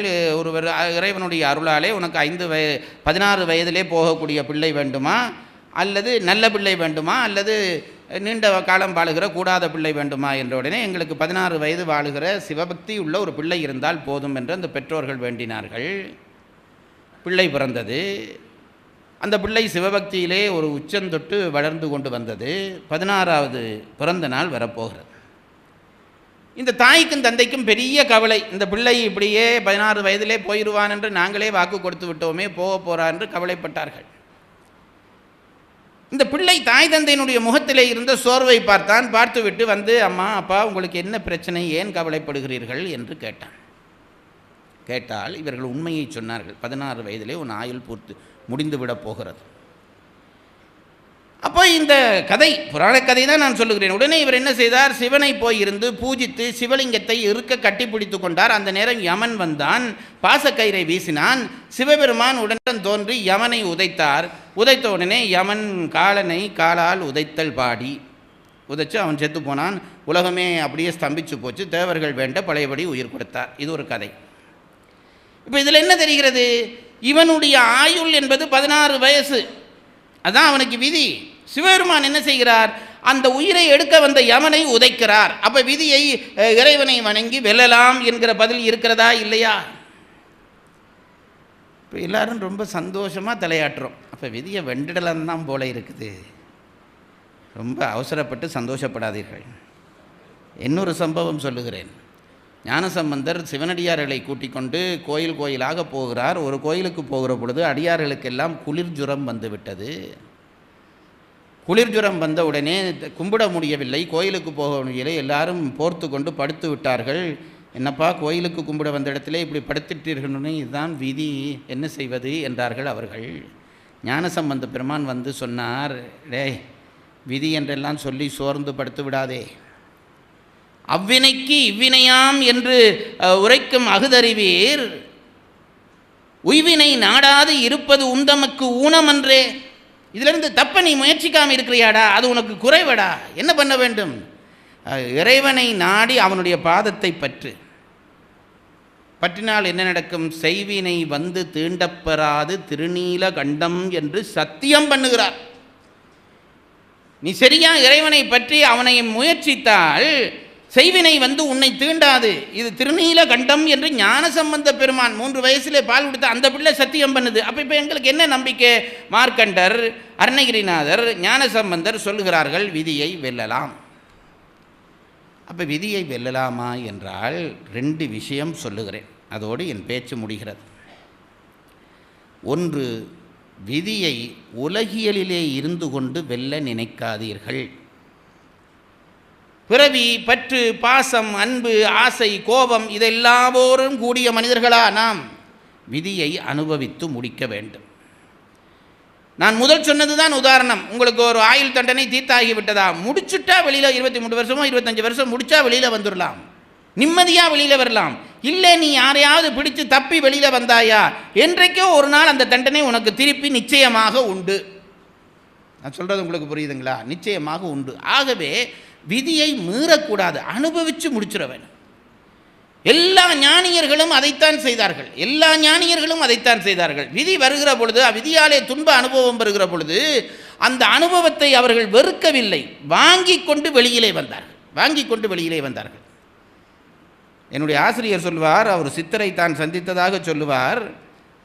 சிதம்பரத்து கோயில் வாசல்லே தான் ஒரு நாள் போகிற பொழுது ஒரு சித்தர் உட்கார்ந்திருக்கிறாராம். சித்தர் என்று தெரியவில்லை, ஒரு பிச்சைக்காரன் போல வடிவத்தோடு உட்கார்ந்திருக்கிறாராம். அவருடைய காலிலே இவ்வளவு பெரிய புண், பெரிய புண், அழுகின புண். அந்த புண்ணிலே புழுக்கள் பிடித்து விட்டனவா. சொல்லவே கஷ்டமாக இருக்கிறதுல புழுக்கள் பிடித்து விட்டனவா. இதென்ன இந்த மனிதன் இப்படி புழு எல்லாம் அந்த புண்ணில் நெளியுது. அந்த ஆள் என்ன செய்கிறாரா, அந்த காலை தூக்கி இப்படி வச்சு, என் ஆசிரியர் சொல்லி வியப்பார். ஒவ்வொரு புழுவாக பிடிச்சி வெளியில் வச்சு, டேய் சண்டை பிடிக்காமல் ஒவ்வொருத்தராக சாப்பிடுங்கடா. புண்ணில் இருக்கிற புழுவை ஒவ்வொன்றா வெளியில் பிடிச்சி வச்சு, டேய் சண்டை பிடிக்காமல் அவசரப்படாமல் ஒவ்வொருத்தராக சாப்பிடுங்கடா என்றோடு நிற்கிறாராம். என்ன? அந்த வினையை ஏற்று அதை தீர்க்கிற மனநிலை வந்தபடியால் அவர் ஞானி. இதை புரிஞ்சு கொள்ளுங்கள். நாங்களாக இருந்தால் அந்த டாக்டர்கிட்ட போய் இந்த டாக்டர்கிட்ட போய் இதை வெட்டி அதை வெட்டி அந்த மருந்தெல்லாம் குடித்து உள்ள புண்ணை பெருசாக்கி, விதி மாறாவிட்டால் நோய் மாறாது. அது நல்லா தெரிந்து கொள்ளுங்கள். ஆகவே விதி என்கின்ற ஒன்று நம்மை நோக்கி வருகிறதா, அதை அனுபவித்து கடக்கிற துணிவு வேண்டும். இதில் சில பேர், ஒரு உண்மை சொல்லுகிறேன் பாருங்கள், சில பேர் வாழ்க்கையிலே துன்பம் வந்தவுடனே, அளவுக்கு அதிகமான துன்பம் வந்தவுடனே, இந்த துன்பத்தை வாழ்க்கையிலே அனுபவிக்க முடியாது, நான் என்னை மாய்த்து கொள்ளுகிறேன் என்று மாய்த்து கொள்கிறார்கள். பெரிய தவறு என்னவென்றால், ஆண்டவனுடைய கட்டளையை நீ மீறுகிறாய். நான் இப்போ இதில் சொல்கிறதில் யாராவது ஒரு 5 பேர் தற்கொலை முயற்சி பண்ணலாம்னு இருந்தால் இன்றையோடு விட வேணும், அதுக்காக சொல்லுகிறேன். ஏனென்றால் ஆண்டவன் இந்த துன்பம் உனக்கு அவன் தந்தது, இந்த பரீட்சை அவன் உனக்கு வைக்கிறான், அதை பொறுத்துக்கொள். அதானே திருவள்ளுவர் சொன்னா. ஒன்றை நல்லா தெரியணும் பாருங்க, இருட்டு வந்துட்டுதுன்னு வைங்க. இருட்டு வந்தால் என்ன ஒரு நம்பிக்கை வர வேணும்? இருட்டுக்கு பிறகு ஒளி வரும். அது மாதிரி ஒளி வந்துட்டதுன்னு வைங்க, ஒளி வந்த பிறகு ஒன்று தெரிய வேணும், அடுத்தது இருட்டு வரும். ஒளி இல்லாத இருட்டோ இருட்டு இல்லாத ஒளியோ உண்டா? எவருக்காவது உண்டா? ஆகவே ஒன்று வருகிற அதான் திருவள்ளுவர் சொன்னானே, துன்பம் வருங்கால் நகுக, இடுக்கன் வருங்கால் நகுக. ஏனே உனக்கு துன்பம் வந்தால் அதை சந்தோஷப்படுறா, ஏனென்றால் அதற்கு அடுத்து உருவது அகுதொப்பதில், அடுத்தது அது மாதிரி வராது. மாறி வந்தால் கோடை தான், கோடை வந்தால் மாறிதான், மாறித்தான் வரும். கடவுள் அப்படி ஒரு நியதி பண்ணி வச்சிருக்கிறார். துன்பத்தை தாங்கி அந்த பக்கம் போயிடணும். இல்லை, இந்த உயிர் வேணாமென்று நீ நீக்கினாயானால் அதில் வர்ற பெரிய ஆபத்து. அந்த ஆபத்தையும் சொல்லிட்டு போகிறேன் உங்களுக்கு. உடம்பை நீங்கள் விட்டு உயிரை கலட்டிடுவீர்கள். உடம்பிலிருந்து உயிர் வெளியில் போனால் திருப்பி உள்ளே கொண்டு வந்து பூட்ட உங்களாலே முடியாது. உடம்பிலிருந்து உயிர் கலண்டா நீங்கள் என்ன முயற்சி பண்ணினாலும் பிறகு உடம்பிலிருந்து உயிரை பூட்ட முடியாது. அப்போ இந்த உயிர் இருக்கிறதே, உடம்பை விட்டு கலண்ட உயிர் இருக்கிறதே, இதுக்கு இவ்வளவு காலத்திலே இவ்வளவு வினையை நீ அனுபவிக்க வேண்டும் என்று தீர்மானம் பண்ணி கடவுள் உன்னை அனுப்பி வைக்கிறான். அதுக்கு நியதி என்று பெயர், அல்லது பிரார்த்தம் என்று பெயர், அல்லது விதி என்று பெயர். பெயர் எப்படியும் இருந்துட்டு போன இதான் ஐயா விஷயம். இப்போ நீங்கள் ஒரு வேலையால் கூப்பிடுகிறீர்கள், பின்னேரம் 5 மணிக்கிடையில் இந்த வேலையெல்லாம் முடிச்சிரு அப்படி சொல்லுவீர்கள் அல்லவா? 5 மணிக்குள்ள வேலையெல்லாம் முடித்தா சம்பளம் கொடுப்பீர்கள். அவன் வேலை முடிக்காமல் இருந்தால் அடுத்த நாளைக்கு வந்து இதுக்கும் பண்ணி அதுக்கும் பண்ண வேண்டி இன்னும் கூட கொடுப்பீர்களா இல்லையா? அல்லது நீ வேலை முடிக்காதபடியா என்னை இருந்து வேலை செய் என்று நிப்பாட்டி வைப்பீர்கள். இதுதானே இயற்கை. இப்போ சொல்கிறேன் பாருங்க, நாம் துன்பத்துக்கு பயந்து உடம்பிலிருந்து உயிரை கலட்டிட்டோம்னு வையுங்க, அந்த உயிர் வேறொரு உடம்புக்கு போக முடியாது. ஏனென்றால் அதுக்கு விதித்த விதி முடியும் மட்டும் அது அவலமாக திரிய வேண்டும். இதெல்லாம் நான் சொல்கிறதுக்கு காரணத்தோடு தான் நான் சொல்கிறேன் பாருங்கள். இதை புரிஞ்சு கொள்ளுங்க. நாங்கள் நினைக்கிறோம் உடம்பை விட்டு உயிரை கழட்டிட்டா எங்களுக்கு துன்பம் முடிஞ்சிடும். துன்பம் முடியாது. அனுபவம் பெற வேண்டிய உயிர் அனுபவம் பெற ஒரு உடம்பு இல்லாமல் தனித்து அலைஞ்சு திரியும்.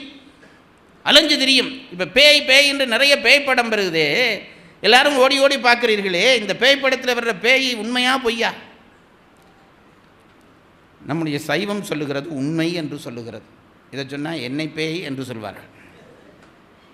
என்ன பேய் என்பது என்ன தெரியுமா? ஒரு உடம்பிலே அனுபவம் பெறுவதற்காக உடம்பிலே உயிரை பொருத்தி கடவுள் அனுப்புவான். உனக்கு துன்பம் என்பதற்காக அந்த உடம்பை நீ உதறி விட்டாயா, இந்த உயிர் அப்படியே நிற்கும், இன்னொரு உடம்புக்கு போக முடியாது. அந்த காலம் முடியும் மட்டும் அவர் நிற்க வேணும். அது மட்டும் இல்லை, காலம் முடியும் மட்டும் அனுபவம் கிடையாது. அனுபவம் பெற வேண்டிய உயிர் அனுபவம் பெற முடியாமல் இருந்தால் எவ்வளவு கஷ்டமாக இருக்குன்னு நினச்சி பாருங்க. நாம் இப்போ ஓடி ஆடி திரிஞ்சு அனுபவம் பெறவன ஒரு அறையில் வச்சு பூட்டிட்டா தானே ஜெயில் தண்டனை. அரைச்சி பூட்டிட்டா எவ்வளவு வேதனையாக இருக்கிறது. ஐயோ அனுபவம் இல்லை. அந்த மாதிரி தான் உடம்பை கலட்டிட்டா உயிருக்கு அனுபவம் இல்லாமல் கிடந்து தவிக்கும். இதில் இன்னொரு விஷயம் சொல்ல மனம் தூண்டுகிறது, சொல்லிடுறேன். என்ன விஷயம் தெரியுங்களா? அப்படி இருக்கிற சில உயிர்கள், வல்லமை பெற்ற சில உயிர்கள் மூர்க்கத்தில் உடம்பை இழந்துடும். என்ன செய்யும்? தனிச்சு இருந்து பார்க்கும், தனியாக இருந்து பார்க்கும். உயிரை அனுபவம் இல்லைன்றோன்னா அதுக்கு ஏக்கம் தொடங்கிடும். யாருடையவாவது உடம்பை பற்றி நான் அனுபவம் பெற வேணும் என்று நினைக்கும். அப்படி நினைக்கிற பொழுது பலகீனமான ஆன்மா ஏதாவது உடம்பில் இருந்தால் அதை போய் பிடிச்சு அதை அடக்கி தான் மேலே வந்துடும். அந்த உடம்பை வச்சு தான் அனுபவம் பெறும். அதுக்கு தான் பேய் பிடிக்கிறதுன்ட்டு பெயர். அது கூட முடிய இல்லையா? அந்த ஒரு மனுஷ உடம்பை பிடிச்சு முடிய இல்லையா? இந்த மரங்கள் இருக்குது பாருங்க, புளிய மரம், முருக்க மரம், அந்த மரங்கள் எல்லாம் வன்மை குறைந்த மரங்கள். அந்த மரங்களில் போய் தான் பதிந்து மரமாக நின்று தன் அனுபவத்தை பெறும் என்று நம்முடைய நூல்கள் சொல்கின்றன. ஏன் அப்படி சொல்லுகிறேன் என்றால், இதை எப்படி உனக்கு தெரியும், நீ செத்து பார்த்தியாண்டு நீங்கள் என்ன கேட்கப்படாது. ஞான மார்க்கம் நிறைந்த அனுபவஸ்தர்கள் இதை சொல்லிவிட்டு போயிருக்கிறார்கள். ஆகவே விதியை, அனுபவத்தை நீ பெற்றுக்கொள்ள வேண்டும். விதியை வெல்ல முடியாது. வென்றால் என்ன நடக்கும் என்றால், நீ முயற்சி பண்ணி இல்லை அதை நீக்கி விடுவேன் என்று நினைச்சா நீக்கிடலாம். ஒரு பிறவியில் நீக்கலாம். ஆனால் அடுத்த பிறவிக்கு இதே உயிர் தானே போக போகிறது. அடுத்த பிறவியில் வந்து இந்த வினை முன்னாலே நிற்கும். அதைத்தான் திருவள்ளுவர் சொன்னார், தான் முந்துரும் என்றார். தான் முந்துரும். நீ எவ்வளவுதான் முயற்சி செய்தாலும் அந்த வினை அடுத்த பிறவியில் வந்து முன்னுக்கு நிற்கும். என்ன முடிச்சுட்டு அங்கால போடான்னு சொல்லும். ஆகவே வினையை தீர்த்து அனுபவிக்க வேண்டும். ஒன்று. அப்போ இந்த சம்பந்தர் சொன்னது சத்தியம் பண்ணுகிறாரே, இதெல்லாம் என்ன என்றால் அது இன்னொரு நிலை. நமக்கு தத்துவ நிலை என்று 36 தத்துவங்களை கடந்து நாங்கள் வந்திருக்கிறோம். நீ இறைவனை பற்றி தத்துவங்களை கடந்து கொண்டு போக வேண்டும். அது ரொம்ப அது விதியை கடக்கிற இன்னொரு முறை. இறைவனை பற்ற பற்ற விதியை கடக்க, அந்த தத்துவங்களை கடக்கிற ஆற்றல் வரும். அந்த தத்துவங்களை கடக்கிற பொழுது கால தத்துவம் என்று ஒரு தத்துவம் இருக்கிறது. இது கொஞ்சம் நான் விரிவாக சொல்ல இல்லை, பொதுவாக சொல்லி 36 தத்துவம், 5 சிவ தத்துவம், 24 ஆத்ம தத்துவம், 7 வித்யா தத்துவம், 24 ஆத்ம தத்துவம். இந்த ஆத்ம தத்துவம் கடந்தோன வருகிற 5 தத்துவம் காலம், நியதி, கலை, வித்தை, அராகம் என்று 5 தத்துவம் ஒன்று. இதில் கால தத்துவம் இருக்கிறதே, இந்த கால தத்துவத்தை கடந்து நீ போய்விட்டால் அதுக்கு பிறகு விதி ஒன்றும் பண்ணாது. இப்போ ஒரு கேள்வி கேட்கிறேன், யமனுக்கு என்ன வேலை? உயிர்களை எடுக்கிறது தானே வேலை. அப்போ உயிரை எடுக்க வந்த யமனை சிவபெருமான் உதையலாமா? உதஞ்சா அவர் நீதியான ஆளாக வாரா? ஏன் உதஞ்சார் தெரியுமா?